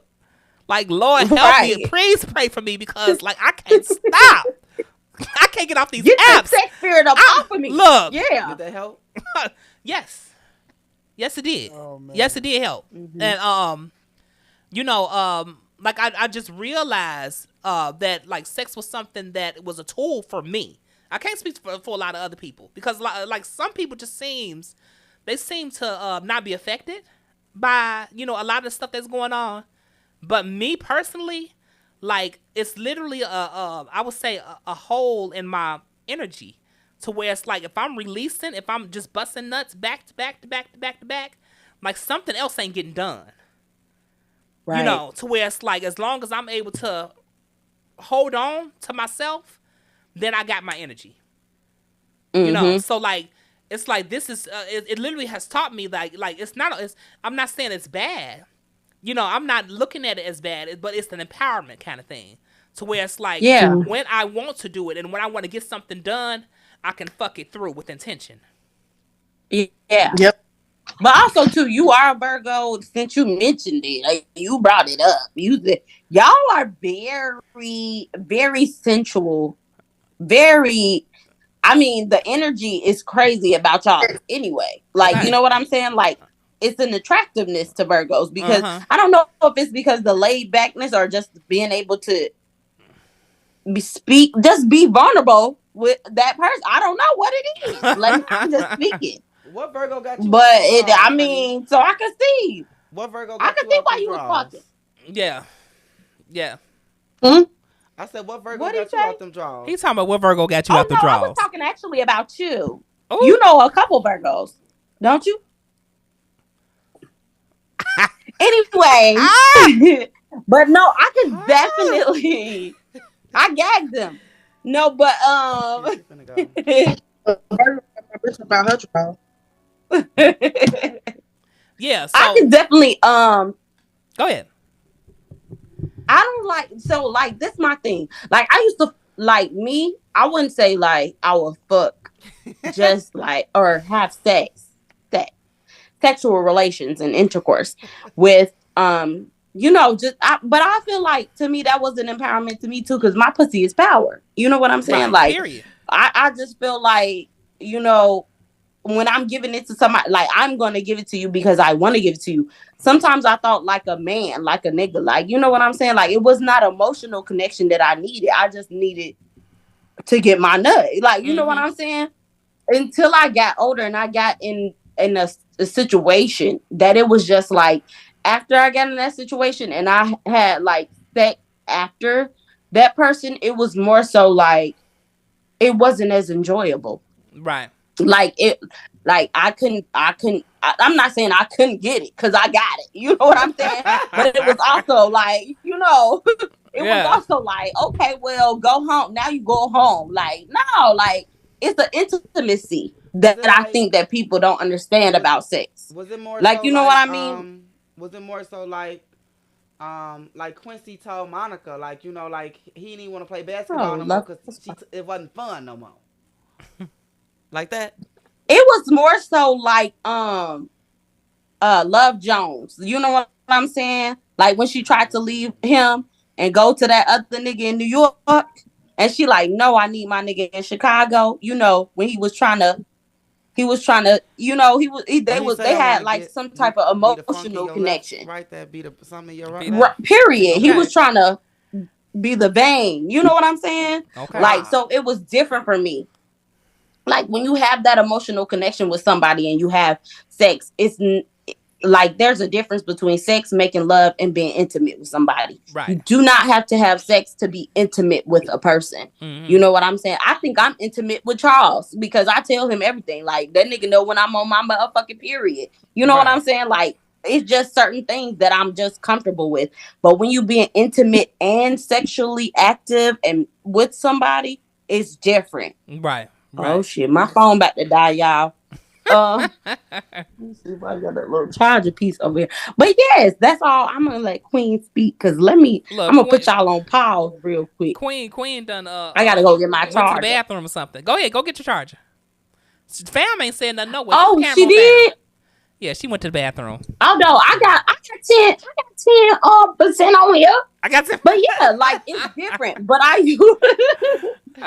used to just think like back in my younger days, like I don't give a fuck. I don't want to be in love because, like I said, as a kid, I seen my brothers and majority of like I feel like my sisters, being hurt. You know what I'm saying? I'm like, I don't want to be hurt. That shit look like it hurt. You know what I'm saying? Right. That shit look. I don't want to do that. That's not for me. Like I'ma hurt that nigga, or I'ma hurt that man, or whatever. So I just kind of kept myself at a distance. But then when you find somebody that you have an intimacy with them, and I always say I can be completely naked with my clothes on. With this person, it just be like, I don't want to. How can you find that with somebody else? You know what I'm saying? Mm-hmm. It's different. So then when you fuck somebody else, just it's like, okay, yeah, I got my nut, but then what else? Like what else? You find what it else like you do literally we are have? everything that you are getting in your life, you manifesting it. So it's not like that you can't get anybody. Like when one door closes, it's another one, you know, that's opening. You know, no, for sure. Like you always but also, attracting. am I willing something. to let that? Because honestly, Super, when you go into another relationship, you have to be vulnerable again. Yeah, you have to. You know what I'm saying? It's the comfortability of you got to be vulnerable. I got to date. You know what I mean? Like I gotta go on a date. I gotta talk. You know, this person already know me. That's like, true. You know what I'm saying? I gotta talk. Like, you know, I'm 31, but I feel like shit. At this point, I don't want to do all of that. Like, I ain't in my 20s no more. I don't get time to be. So it's easier to just girl, you ain't got nothing but time, and it only gets better. Like, first of all, so you said you're 31. So have you noticed that the sex got better in your 30s? Of course. Like, baby, like the first thing I noticed. I'm gonna tell a story, y'all. I'm gonna tell a story, and y'all don't judge me. Don't judge me. But this young man that I had intercourse with. But him. you've been literally speaking this into existence. You saying you like I'm gonna have me a freak off. I'm gonna do this. I'm gonna do X, I Y. say that every year. Charles, like Charles. We for real. Charles, don't let them play with us. We gonna get us some. We gonna get They said that 30-year-old sex hit a little different, and I'm sitting here like, I've been 30 for like 3 months. And like, you know what you want when you 30, and you never gonna let nobody. What it is. It's giving don't fuck me like that. You're not gonna let nobody do like at all. Yes, absolutely. You like honestly. At 25, they was like, somebody told me at 25, your whole mindset gonna change. I'm 24 in the club. I'm at Transit. You know, back in the day when they had Transit, when they had like Bevy, you know, we all out there or whatever. But I'm like, at 25, I'm like, damn, I don't like this no more. Like, I don't want to be standing in line in the cold waiting to get in the club no more. You know what I'm saying? At 30, listen, baby, meet me at the bar. Okay. At my house. You know what I'm saying? Like, and so that goes with, just like you go with that, it goes with like every mindset, like sex, everything. Yep. Period. And it's a good feeling. Period. We'll find out on the next episode. Everything that we talking about goes with everything. But like, you know, this shit is definitely affecting our sex lives because like we fighting doing it. We're fighting emotions. We fighting, like, what is this that make us shut down every emotion and say, I don't want to address that. All I want to do is do. Whether it's, take your fist and move your hands on a bitch, or whether it's take your ass and put it all on the motherfucker. Like, like what I'm noticing is the key for me is focusing on the way that I feel and focusing on, honoring what I want, having the boundaries. Like, everything is about, like, just watching and learning myself enough to honor it. Yes. And not feel like guilty and ashamed and like all those things that are attached to like shutting down. Because you go through that process. Like, here it is, you shut down, your body is still going. That's a good one. Pay attention to my feelings. For me, it's about taking time to reflect and identify how I'm feeling, because the way that I had to grow up, I didn't have time to pay attention to my feelings. So they were all pretty much just cast into what feeling was necessary to make it through this moment. What should I be feeling? So, people, oh, she's nonchalant, or I don't care, or these are the things they say, but it's not even that. It's just that more often than not, I am unaware of how I feel. And sometimes I can just act off of those feelings without even realizing what the feelings are. So I have to take a moment to reflect within myself. Like, what did Cat Williams say? Your star player, 100%. Like, it requires you to be 100% honest with yourself. Hey, what was going on in that moment? What were you feeling? Where did it come from? What were you thinking? What triggered this? And that takes time. People, we don't take the time. We don't carve out the time for ourselves each day to get inside our heads and pay attention to our feelings. We're in a world, in a society that does not try to give us the opportunity to do that, because you got to be on go to survive. You need to make your money. You need to do this and that. Then we're overstimulated with all these other things. So a lot of people do not take any time to sit with themselves. You talking to me. 100% all honesty. So that is something that I do personally when I became aware of it, because I found myself acting in moments, and then outside of those moments, I knew that's the way I never would have acted. So what caused me to do that? Right. Where was it coming from? What is happening here? And I would have to take this time to myself to reflect with myself, honestly, just uninterrupted, away from anything, anybody, and really see where I'm at, so I can move forward being a better person. And even that is hard. Like, you forget that you're taking baby steps each day. You forget that you're being a better version of yourself today than you were yesterday. And you're looking all around you and you're thinking that you're just this messed up individual, or you're not really supposed to be, because the world is throwing that at you. Right. Like, you're not doing enough, but it does take small steps. Like, you have to be the best version of yourself first to get anything you think you want in any way, from the way you're thinking about it. See, I did this I don't do the New Year's resolutions. I just reflect on what might have been my biggest hindrance throughout the year, or what's something like big about, what's another key thing that I need to address about myself.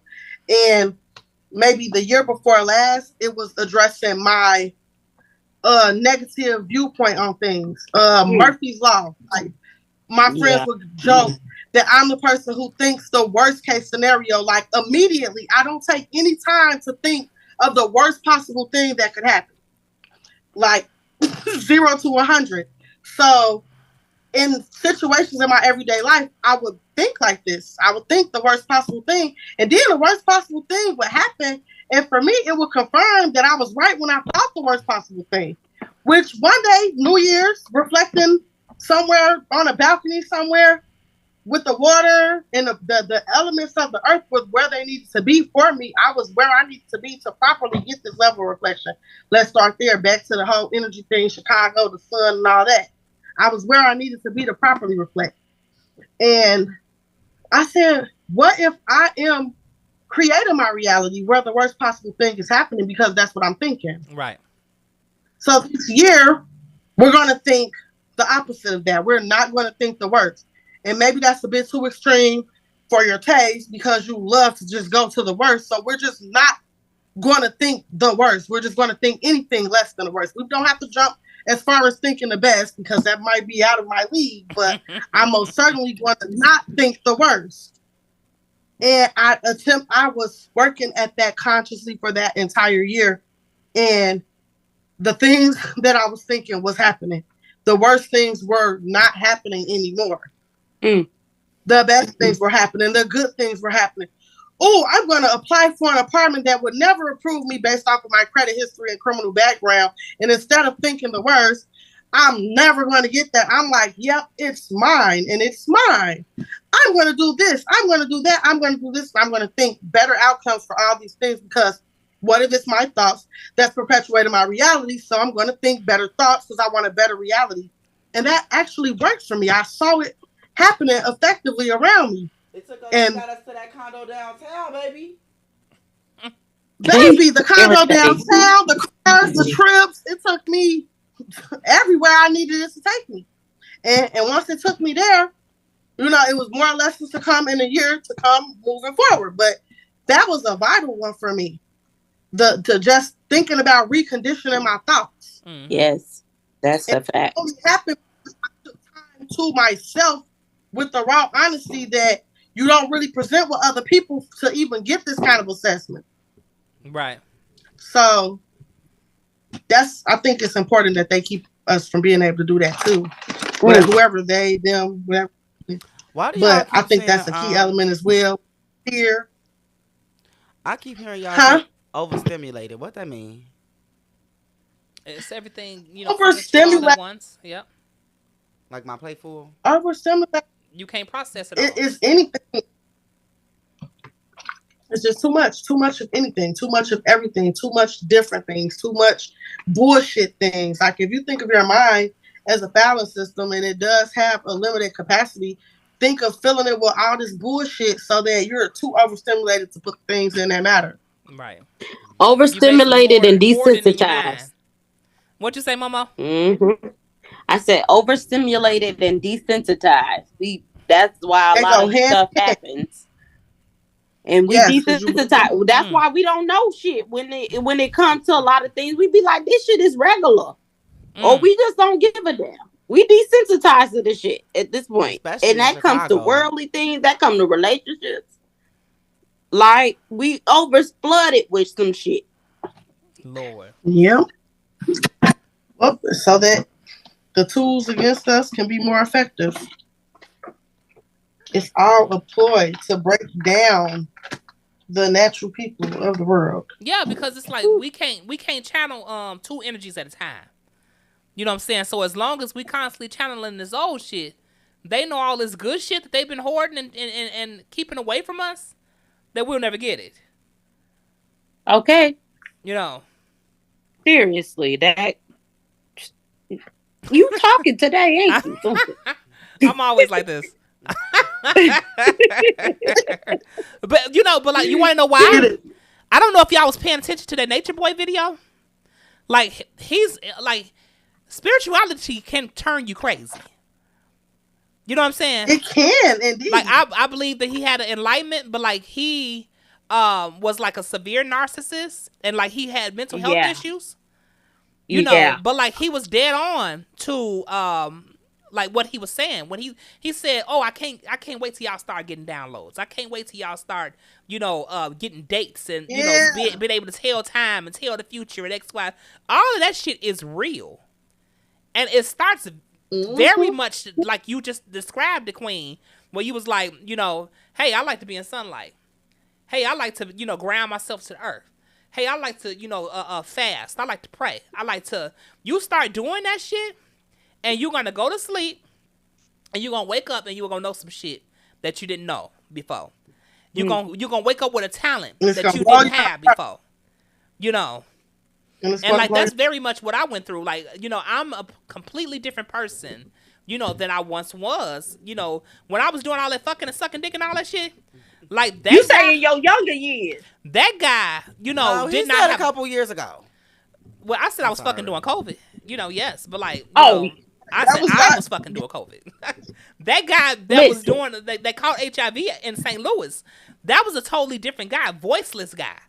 You know, who didn't have an opinion, who didn't have a thought about life. You know, I was just void. You know, I was numb. You know, and I didn't think that I had anything to offer the world.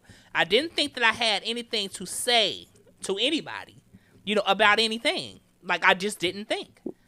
You know, but like once I started to, you know, move towards what I guess the books say was enlightenment, but I was just trying to like get myself in order.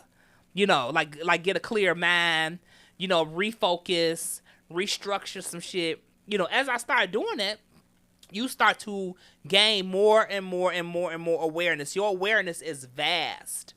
Okay? And it's beyond what you can really fucking see. Yes. To the point where like you just start knowing you're able to make connections. You know, you got to understand that you can give explanations and they say, oh, you can see everybody else's situation, but you can't see your own ex-wife. So like that can get very, very fucking big to where you like Iyanla Van Zant type shit. You know, but here it is when you trying to exercise that shit on yourself. You like, okay, well I can only see this X, Y. So like I like to have motherfuckers around me that can see. That was a rule of mine. Like I started getting rid of very close people to me because they could not see, they could not hear, they could not, you know, and it was like, you don't really serve me. Like I'm in danger because I know what I'm doing. You know, I know that the enemy, you know, would love to like knock me off of this planet because it's like, oh, this bitch thing that like I almost had his motherfucking ass. Got, you know what I'm saying? Like he didn't even know. And like I know he like fuming at, you know, like what is to come type shit. You know, how many people I would affect, you know, by knowing who I am now. You know. So like once I started the power. I'm like, I need to like have some type of accountability for myself now. Because that's gonna protect other people. Where it's like I need motherfuckers around me that ain't scared of me, that ain't intimidated by me, that you know that like all of that ain't jealous of me, you know, enough to tell me, like, hey, bitch, you tripping? Like hello, like you ain't think of this, you didn't think of that, you didn't think of. Matter of fact, let me pray for you. Let me hit the spots that you're not paying attention to. Come on, you know. Yes. You're not lying. Yeah. And I want to speak on that Nature Boy thing. I just want to say that a broken clock is right. What? Twice? Right. What did it say? A broken clock is always right. Twice. At least twice. A broken clock is right twice a day. Right. So he was probably speaking some things like you can always reiterate it. The devil know the Bible. The front and back. That's for sure. Okay. A lot of people know the Bible. You know what I mean? Like they just don't pay too much into it. And then also too, I did just want to comment on what you said. You know, like when you started to realize that and started to take your power back. Was it when you realized like, oh, I'm doing too much? Like, you know what I'm saying? Like I need to get certain people from around me because this just isn't serving me. Yeah. Like, you know what I mean? Like it isn't serving me. So I need to, how did you even realize which people it was? Like, you know because, what? I like think, you feel everything. Like by me saying like, oh, you know, you taught to shut down. Meaning that you taught to not be vulnerable. Meaning that you taught to not, you know, express yourself. I lost my voice. You know, so like I was void, I was numb, I was, you know, a shell of a human being. So when you start to come out of that, the first thing you do is feel, and you can feel everything. Because now your consciousness is raising, you know, all the way around you. To where it's like, bitch, I can sense this table. I can sense, you know what I'm saying? So like, I remember I came back from St. Louis, came back home. And I seen my little brother and my mother from like adult eyes. When I left, I was a child. I went to St. Louis, I became a man. I came back. And I seen them for the first time. I'm like, y'all niggas didn't grow up. Right. Like y'all stuck. Y'all don't even know y'all stuck. And like I didn't have the language for it, but I was like, this ain't right. This ain't right. The y'all like literally are in a state. And it was like all in what they did. It was little shit. Where it's like, damn, you still doing this? Damn, you still doing it? I stopped doing this. Like this is like terrible. So like the first thing you do is start to feel. And it's like what you feel about people and each other, and like, you know, me personally, I got to a point where it was like, I'm not going to apologize about shit that I know anymore. Right. You know, where it's like, I don't need an amen corner. I don't need to run it by a friend. I'm like, well, what you think? You think I'm wrong? Like, if I'm talking to my friend, I already know what I'm fucking gonna do. Like, I'm just venting at this point. Right. You know, but like, you know, some people, they need, you know, people to point them in the right direction instead of like trusting, you know, their own emotions, their own body, their own, you know, like all of that shit. And that's what I'm talking about, you know, being programmed and being under this toxic, you know, rhetoric that comes from like somebody toxic in your family, where it's like people don't even know that that's happening. You know, and they put these devices in front of our fucking faces to confuse us further. Where it's like, I meet people all the time, they have a major insecurity problem because they don't want to be on camera. And I had to fight against that. That was me. I ain't gonna lie to you. I don't like, I was in school on Zoom in COVID. I'm like, yeah, we gotta, because we not in class. Right. You know what I'm saying? Like, you know, I'm like, I've always had like a fear of, you know, just like stage. Even though I wanted to be an actress, like I wanted to do that. But you're right, like like this thing is meant to keep you away from the very thing that you want. Like, how can you become what you want if you have this fear? Like you actually chasing this is going to make you address every nook and cranny of that insecurity to the point to where like you learn it just as well as you learned how to put that wig on, just as well as you learn how to like put your shoes on. You know, like these are your shoes, this is your wig, like this is your talent. You know, like you expressing yourself, this is your personality. You have to learn it for the first time to where it's like, oh, I like when I do that little thing, or I like when I you know say this. You know, like once you learn it, you can put it on like new shoes. Yeah. You know, and you feeling your way through it. Because like the emotions, I fucking knew. They taught us to shut down. You know, once you start feeling everything, you know exactly what the fuck to do. Like, now you trust your intuition. Y'all women, baby, it ain't nothing like women's intuition. Like, that's just, y'all get from God. I love it. We are divine creatures. Look, I'm already knowing. I would have 50% less problems if I was a woman. No, listen. Not because for women, we go to a intuition. Right. Listen. Okay, queen. If y'all a lot before they even realize they have that power and that intuition. Right. Like, our disregarded most of our childhood, most of our upbringing, the society, the world around us is also masculine. It takes away from who we are as a woman, and then it's back to the cycle of destruction that's been brought upon our people. They're taking us out of our natural way of being by making women have to be forced into masculine roles to protect themselves, taken away from the most feminine parts of themselves, because we got to put these cloaks and these shields on. So we cannot afford to pay attention to our intuition right now, because it's making us sensitive and vulnerable and all those feelings. We got to be strong out here to protect ourselves. But when we get to that point of knowing that we have the right to our feelings, that our feelings matter, and that we are supposed to embrace those feelings, that's when all that power kicks in. I think that's one of the first steps, is realizing that you have the right to your feelings, and you can tell the difference from someone who realizes they had a right to their feelings and someone who don't, and how they respect other people's feelings. Now, this is a person who, when you speak to them about your feelings, they're not gaslighting you and doing all these things, because they know that you have the right to your feelings. Absolutely. So they're not trying to stay away from that, because they realize that they got the right to their feelings. So, that I don't even know what my feelings got involved. No, you had a flashback. I seen it in your eyes. You That's literally. I reached that moment. I remember coming into that moment.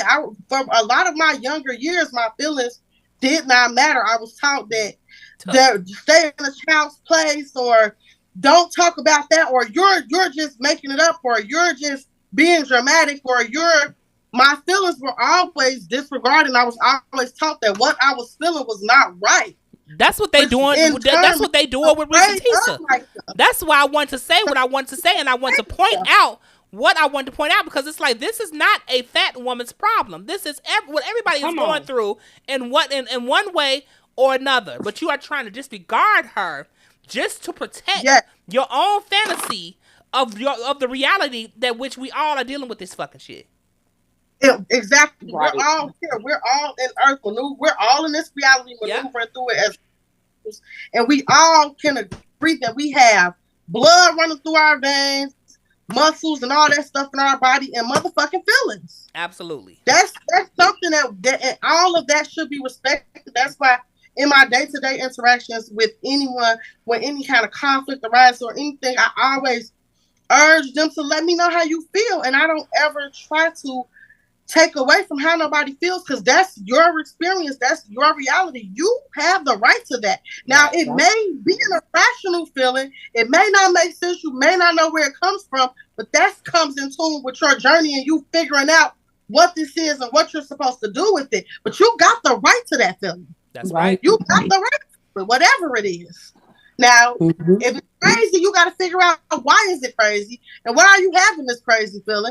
Because it might point to a deeper rooted issue, or it might be a skill, it might be a magic of yours that you're unaware of. Yep. This might be a part of your magic, so it feels crazy because people are taught that what's unfamiliar and what's unknown and what's uncommon is crazy or unlikely or you're deranged. So that might be one of your magical powers. So it feels crazy to you, but you need to accept the feeling. First, accept the feeling. It's yours, and you reserve the right to it, no matter what. Then you can identify it and understand what it is and get where you're supposed to go and get what you're supposed to take from it. But disregarding it and people that disregard it, like he said, he know who not to associate himself with, people that don't mean me well. When you reach a point of enlightenment, once you start to accept your feelings, you know that they matter and you deserve them. So anybody that goes against that in any way, you don't even got to understand why you feel that way. That means they do not serve you. That's true. And life is supposed to serve you. You cannot control anybody else. You cannot control how anyone else feels, but what you can control is what you allow, what you accept, and what you choose to put yourself around. Because if I go somewhere and every time I go over there, they make me angry, but I choose to go over there every day, then I'm choosing to be angry. Right. Right. They're not pissing me off. I want to be pissed off. Right. So I go over there where I can get it stops. Mm-hmm. God damn it. You gotta choose what to associate yourself with if it don't serve you. You're not at a point where you want to be pissed off all the time. So I ain't gonna hang out with the pissed off people. Sometimes you want to, this is what I realized about the toxic people around me, because I always wanted to save and save and help and save and save and help. Yeah. Especially my sisters, my siblings. I want to save you girls. I want the best life for y'all. Whatever I can do as your big sister to help you be the best version of yourself. But I had to step back and realize that my sisters were choosing toxicity deliberately. They enjoyed the chaotic, all the stuff that happened that came with it. They liked that. Yeah. It was something they were choosing. It wasn't what I chose, so I had to choose to remove myself. Right. It didn't serve me. Y'all, my sister, I love y'all with the best for y'all, but that's not the life I want for me. Right. So I'm going to put myself around people who choose to be happy every day, who choose to wake up and take a walk on the beach. Absolutely. Mm-hmm. Who are creative. You know. Okay. Let's talk on it. Because the more energy that's felt, the more positive energy that you're around and that you're feeling and that you're receiving, the more we are able to create. And it's all about creating. We're supposed to constantly create, because that's how we get to where we're going. That's how pyramids were created, and our ancestors did what they were supposed to do, because they were in a constant state of creation, because they weren't around they did not choose the opposite of creation, which is destruction. Right. With energy, choose good or bad. You're going to choose a given energy or a taken energy. Choose to create or destroy. Like, it's a deliberate choice in all the choices that you make. Like, personally, my current battle is food, and I know most of this shit is toxic, but like, I'm a crackhead for it. I choose to eat the crack food because I'm overly addicted to it, but being aware of it, I make better choices every day to break out of the cycle. Even if I'm eating it and constantly telling myself it's bad, at some point I'm gonna be disgusted with it and move on. That's how I look up in this less meat, and now I don't eat certain meats, and now I don't eat this, now I don't eat that. You know, it's a day by day thing, but I recognize the pattern, I recognize the cycle. Right. That's probably my most current battle because I feel like it's hindering me from getting to a further level of elevation. Yep, you said that. Because now that it's called overstimulation. Yeah, now that my mind is advancing, it's only so far it can go with these physical hindrances, these physical blockages of the things that's going inside my body. Right. Girl, did you follow the rest of that? Right. So now, I'm crying. Huh? I'm crying. My mama fried the rest of that chicken and ate it. Crying. And I only ate one chicken. I'm talking about for me. My mama fried it, and her and the kids ate it. Okay. Let me go look. I'm gonna look up freezer and see if she fried it out. Funny. Ew. Cause I sure got some. You see that thing? Just follow her. Yeah. Lord Jesus. That's the that little camera. Yeah. She got high technique over Put there. the camera on Fam, because Fam ain't said nothing this whole live. He took an iPad. He got to put the camera. Put the camera on you, Fam, because like you got to add something to the conversation. What you thinking? You okay? That shit deep. I'm talking about. Look, you know that's you want me to the find quickest way to Sanford got up out of here. Well, the thing is, though, I can't get up out of here. He said, "I can't get." We gonna move your mic and your cam. You know what I'm saying? But Nikki said, "Cut his fucking mic." Oh, cut the mic. Nah, man, I'm just listening. Like, I'm just soaking up all this. Because this is not something that I study. This is all something new to me. Yeah, but you got, experience in So it. when you was out here fucking, not thinking about it, you know what I'm saying, not knowing about your emotions, you know what I'm saying? That's what I was going going to say, because Fam is a fighter and he's a habitual a shutdowner. Like explain, like your experience in like both. How it's hard for you to channel the emotions that you feel, and how you want to like bubble up and fight every motherfucking body because of what you don't understand how you feel. Well, because you don't want to be with those feelings. It's just like I told you, like I never was taught how to deal with emotions. So me growing up, if you cry, I'm gonna give you something to cry for. Yeah, you know what I'm saying. So it was like, why?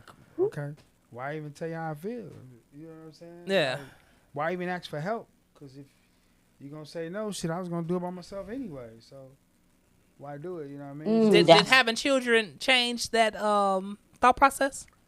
Having children taught me how to be a better man. No, I said did having children change that thought process? Well, it did because I had to learn how to do it for them. Right. You know what I mean? Right. So me teaching them how to do that had me teach myself how to be a better male for my kids. Right. You know what I'm saying? Right. Does your not allowing, because like both of y'all are parents, so you have your wife. Does your wife being there actively helping you with the kids, like with life now? Like, does that let you know that you can get help? Like you don't have to do it on your own? Like that's my question, rib. CJ. You feel me? Like that's Come on, ribs. That's I love you some good ribs. That's why she my wife. You feel me? Because I feel like without her, there was a lot of things that I wouldn't be able to get through. I'm the type of nigga, man. I'm finna go turn this bitch up. Nah, don't. She like, don't do it. Like reconsider. Right. Read some litter. Shirt on the subject. Yeah, she definitely calm a nigga down. You know what I mean? From a lot. So when I was growing up, I had a crew that I ran with, where I grew up at, it was a lot of Hispanics, so they would think every black person was a gangster, or vice. No, they would think every black boy was a gangster disciple. So, with my crew, I was what they call, what you call that shit, bro? I was pretty much a jawbreaker. You know what I mean? Like, I didn't talk. If you got into it with one of my mans and he arguing, I'm the nigga. That's you was the muscle. Right up to you. Come on, muscle. You know yeah. But that shit grew with me everywhere I went. I wasn't a nigga that talked. Like, if you had a problem with me, okay, bet we finna. So ain't now shit you, to talk so now about. you have an outlet. Yeah, you my know. outlet is I don't even do shit now. I just, it's cool. Fuck you. Yeah. I just won't fuck with you no more. I mean, your outlet changed. Like, now you do this. Yeah, that's it. You know, now you creative in a different kind of way. Yes, I take it in. Yeah. My best thing that I do is just yoga. Yeah. You do yoga? And then I want. Oh, yoga is amazing. Yeah, yoga and aromatherapy. You do hot yoga? I mean? Yep, that's the best because hot yoga is intense. I went to massage therapy school. A lot of people don't know that. Yeah. Yeah, you know what I'm saying. So I know that. By me doing that, like with aromatherapy, like that's one of my favorite things. But with hot yoga, our body is wrapped with fascia, right? It takes 3 minutes for you to warm that up, for it to move out the way, so you can really massage the muscles. So you need that heat on your body, so that fascia can go away. You can just start digging deep into the muscles. You know what I'm saying? So with the hot yoga, when you stretching, what does it do? It takes away that fascia for you, so you can really stretch. So anything hot is great because it helps. It helps get to it quicker. You know what I mean? Quicker. You know what I mean? And so that's something that helped me. Like, I make essential oils at the crib, me and my daughter, and we looking at making bath bombs. You know what I'm saying? And the two that I'm really focusing on is focus, because how I tell you that how I always want to focus when I want to focus, and then relaxation. You know what I mean? Those are the biggest two things that help me. You know what I'm saying? And just massaging, bro. What's like, funny is that like your methodology is just as nonverbal as it was when it first began. Yeah, I think that's cool. Yeah.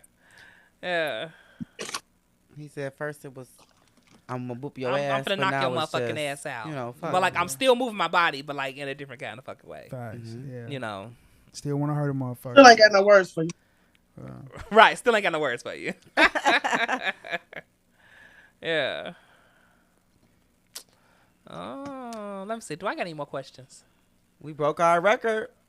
No, we didn't. We went. I think our lab was like 3 hours one time. 3:20. Nope. No, he said it was 2 hours. I mean, we could break the record. You said we can break the record. I was thinking the exact same thing because I want to talk about big bangs. That's what I was That's saying. what love. Women just want to go and go and go and go and go. Hold on, y'all. My cat then came in. Like, damn, Bookie. Don't do that. I'm tired. Okay, y'all gonna make CJ late for work. This was but like no, wait. All right, you want that chicken? Let's give 10 minutes to Big Backs. Big Backs. Okay. Okay, Charles, you want me to fry that chicken? What you say? You want me to fry that chicken for you? Look, I unthaw it. Grease on right now. It's not frozen. I said fry it. It's They already never- thawed out. What you say? What? Whatever it did just broke your I heart. said cut the grease on. Cut the grease on right now? I mean, you let it heat up. You know, look, I'm ready for that. No, not right now because I want it fresh. Okay. It's how about I'm finna fry that chicken. The way to a man's heart is Not through his stomach. chicken. Oh my You could never, cousin Faith, before she was fucking that bitch man. Don't she even was- bring up She was in the Cousin kitchen Faith making that in this nigga plate. conversation. Y'all Like, gotta what's watch going the on? to the movie. Cousin Faith in there. What's Extra really food going on? Makes you know she giving him an extra slop. Like bitch, get a bitch What? cannot make All no my plate for shorties my know how to man. cook. Huh? All my shorties know how to cook. That's what I'm saying. There was That's a what I'm time saying. where all I used to have was $20. But you I had 20 5 bitches. kids. You feel me? Yeah. I used to go to the store, get us some, just buy meat. Everything else we made from scratch: bread, tortilla, cakes. All we need is the meat. But He everything Mexican? else, the stars, man, bro. Make that. Who shit from who scratch. was the cook? Who taught you? Me? Okay. I was a cook. Wait, I thought you said all your girls know how to cook. Oh, you meant your daughters? Yeah. Yes. I thought you. Yes. Well, my wife know how to cook too, but I was thinking pre-wife. I thought we were saying like coming up. No. I thought he was No, saying, I like, actually oh, married my girl. high school sweetheart. I did not know you meant your daughters. I'm thinking you meaning like your. They talking about fam cooking for his kids. I think they was talking about fried chicken. That's really good though. Yeah. I love when a man cooks. I'm not gonna lie. I love when a man cooks. From scratch. We do it Not from because scratch. I don't know how to cook. Wait till I learn how to grow my own vegetables and shit. You know what I'm saying? I think take the scraps yeah, off the counter I from when you love cut the that. tomato. I'm about to grow a tomato. Like just start with one tomato, tomato tree or whatever. But I want to learn how to garden. Facts. My mama garden. Like Jody mama. Look, My mama garden, let's talk so. about how big backs are literally expected to be the emotional trash bin of society. I don't like that. Okay. I Like they don't like think that at that all. motherfuckers ain't got no dignity. They think that the motherfuckers ain't got no integrity. They think the motherfuckers ain't got no hopes, no ambition, no dreams, no nothing. And like they fucking with us in the dark. Could we go into so stupid? Have you heard the beef between T.S. Madison and Just Hilarious? Yeah, when T.S. And Madison was look. And it was a good example of everything because like what Just Hilarious do? She turned around and tried to defend Charlemagne, literally exhibiting, black women that defend men that ain't gonna defend them when it's all said and done. She did. I think that is a plight that black women have, if you ask me. Of defending always, and this is no disrespect. We always go. I feel like I'm always gonna defend anybody black. Right. Let's just say that. Okay. You know what I'm saying? I mean, not anybody, but if the cause is right. She's Trinidadian. She could be okay. Period. Seriously though, but her family wasn't owned by I'm literally always just gonna go up for them or whatever. But like when it comes to women in particular, I do feel like some women do have a like they cater to men. They have to cater to a male perspective or certain things. You know what I'm saying? I can understand that too, because I'm growing up in a house full of men. You know what I'm saying? So I have to defend. You know what I mean? I'm gonna defend. Like, hold on, that don't sound right. I'm gonna give them the benefit of the doubt. But if the doubt just sounds obnoxious to me, I'm not gonna do that. Like when someone had said the thing about big backs, I don't think that what Risa Tisa was saying was a big back thing. To be honest, it was a lot, but it was a low self-esteem thing, which could come with any type of woman, any type of person, male, female, who I literally just said that's what society is dealing with. Right. Yeah. And these type of people with that low self-esteem, whatever it is that they flaws and imperfections that they can't accept within themselves, is people that's gonna prey on that vulnerability. They're gonna see it in you because that energy is magnetic and attractive, and they're gonna go for the goal, and they're gonna know exactly what needs to be said or done to get you to fall for them, like a fall from grace. To basically make you the emotional motherfucking trash bin. Oh, put it right here, fat people. They taking everything. And what's so crazy is and I'm glad that you put it in the video of Krishan and Blueface. Oh yeah.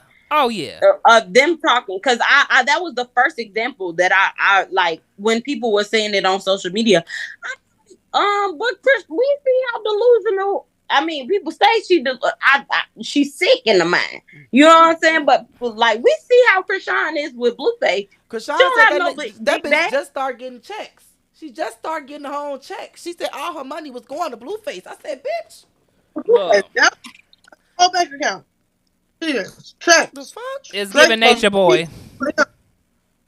Yeah, it's giving delusion. It's giving.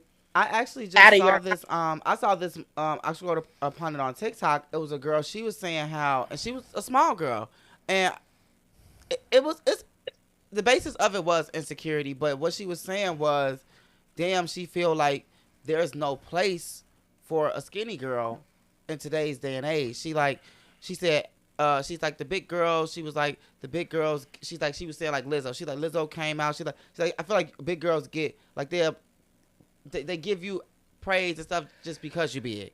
Then she said you got the BBLs and this and that's everywhere, and that's what the niggas I don't want to hear that right because that's almost like hearing white people say, "Where's the White History Month?" It almost is like hearing saying, like, and I had somebody say that coming to my job when I did Black History Month, and and I just don't want to hear it. She said she don't have. They don't. She said these girls getting these BBLs and they going in here knowing they're medium and large and they taking all the smalls so they could bust out the motherfucking seam. She said, "Bitch, we ain't got no clothes." She said, "It's no place for us." And I felt her. Maybe I need to send y'all a video so y'all can see it. But she made me. Yeah, no, I don't feel her at all. I think that's the. Yeah, I don't agree. How her feelings don't matter. I don't agree with that because every advertisement was made for skinny people, pale, fair, light skin. Today. No, this is the advertisement today. What do you mean? Designers who don't make clothes in my size. Hella designers today, right now, that don't make clothes in my size. I don't agree with that. I can go to certain stores and I will not find nothing to wear in the whole type of a store because of my size. Akira just started making big girl clothes. Akira. Macy's, it's over with. The only thing I'm gonna find in Macy's is gonna be some shit that looks like a grandma supposed to have it on. Right. Yeah, I'm not. No, I don't agree with that. I think that is the equivalent of like what I just said. It's just not fair. I mean, when everything has always been, and I'm not the biggest and I ain't the smallest. Like, you know what I'm saying? But I just know what it is to be Black in America. Like, you always gonna feel some insecurity when you're looking at an advertisement because it's not meant for you. And then you could compare that to a big person who never like who's just like, I feel like the first overweight top model I saw was Takara on America's Next Top Model. Right. When Tyra Banks was doing and she wasn't even big. And she was regular size. Okay. Right. She had big ass titties. That was big ass titties. Right. Love a good titty. She was regular size. She was regular size. You know what I'm saying? Like that. Like, so I'm like, if we gonna be fair, I'm just a fair person all around. I like that. That is irritating to me. Like, no. Like you and BBLs, when you see BBLs, you also see liposuction. You don't see BBL like you don't see that. You see a small girl with a big booty, who thighs don't match. Like, you know what I'm saying? Like you don't see. And it wasn't no place in the world. See, you got the big girls feel like they gotta get surgery to be smaller. The small girls ain't getting surgery to be a big bitch. No, they taking amphetamine. Them hoes was taking amphetamine to get thicker. So they can throw their booty. They're not going in there saying, right. And some extra thighs. They're just getting straight butt. Right. Like, and that's acceptable in society. Always fine and all that. The big backs were always taught that it was not, that we were not acceptable, that we did not belong here. And as a child, I was always more big than my friends. Like, I remember weighing out at like 100 pounds, and all my friends in the school weighed like 80, and they was looking at me like I was big as hell, and I was happy I was 100 pounds. I ain't feel like nothing was wrong with it. I'm like, okay, I'm 100 pounds. Right. 80, 75 pounds. You're big. I'm like, oh shit, whatever. I don't care. Right. But that was times that I saw that. Then once I got older, I got to going shopping and things like that. These stores were not inclusive for big girls. Like, it was not anything in there that I could fit. I used to hate going shopping. I dreaded it because I would never find anything that I liked. The stuff that I could fit was like old people stuff. And I hate this so bad. It's getting better now, but it's still ain't no place for us here. I want to ask you a question more so, and not like for me as your friend, because I just feel like I know the answer like that I give. But no, like honestly, like me asking you, like, so when it comes to getting these niggas, like, not like, okay, of course you got niggas all throughout your life, but I'm saying, like, did you ever have an insecurity about, like, damn, like, yes, I did, because was times when there was a specific guy that I liked who was not interested in me only because of my weight, and I knew it was because of my weight because they said it without saying it. You know, like he was really nice about it. Like, you know, like you got a nice personality. Like basically friends on me, and it was just because of my weight, and I would. But like not in the moment, I didn't really figure it out. But being a reflective being that I would think back on a conversation, and he might have said something like, but I don't know, man, he's just a big girl or something like that. Like something like if only he could like a big girl or trying to make himself want to like a big girl to be with me. Like you're the most perfect girl that I've been around. You're the type of woman I'd be with, but I do not like big girls. He never said that, but that's what it was given. That's how like I feel that's what like it gave. that's how I feel like when I be with the straight niggas, and it's a little like bit, 'cause they I be like wanting to be with me, but they be like they don't like niggas. Yeah, like That's it was similar. like okay, They lying. he was like They ain't they lying.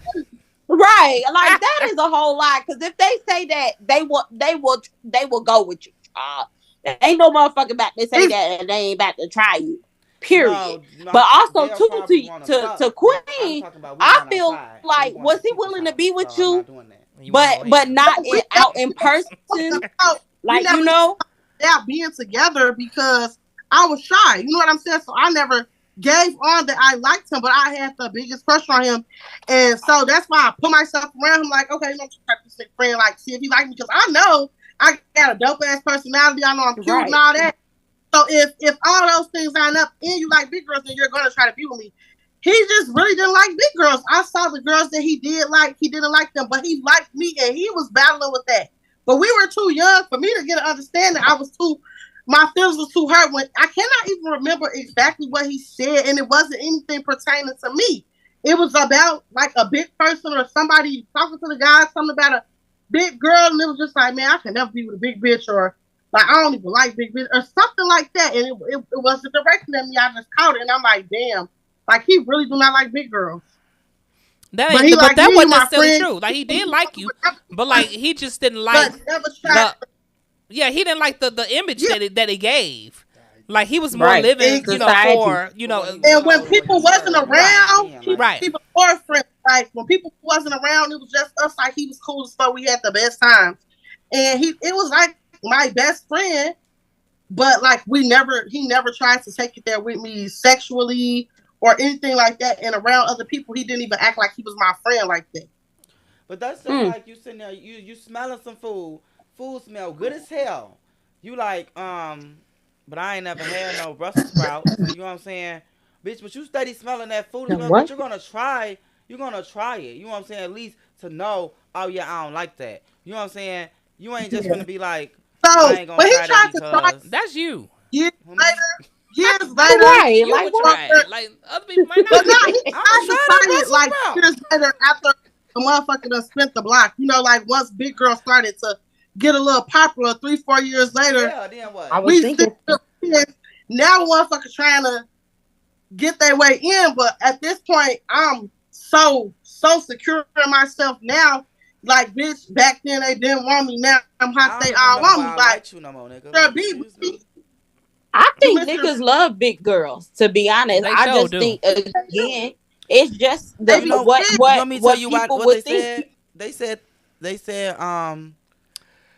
they like big girls because the coochie just be so small. Boy, you stuttering. Oh, I said that. They said the coochie just be so small. I like my girls BBW. I like my girls BBW. That one. Be quiet before they kick us off YouTube. They said the kitty cat be little. The kitty cat be little. Teeny tiny. They said you just I don't know, but I just think niggas love big girls. Well, oh, bet they go. It's a wild animal around there. I don't know about who let the dogs out? Well, that girl Quayle Ray, he called me Big Purr, but she had a little Barbie doll coochie. I don't know what that was all about, but Big Purr. You ain't gotta be big to have a fat coochie now.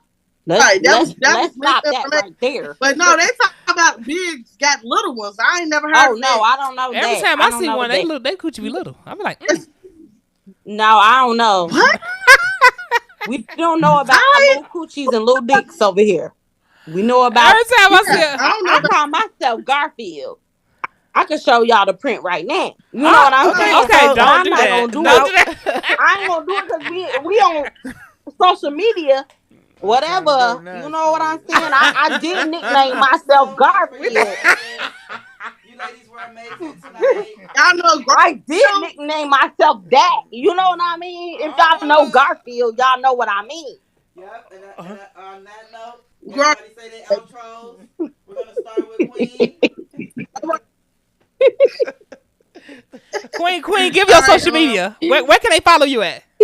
My Instagram is hi_I'm_Queen. Yeah, that's my Instagram, and my Facebook is Takara Monet. TECARMONE. So, that's funny. Yeah, that's where you can find me. Yeah, that's my name, Takara Monet.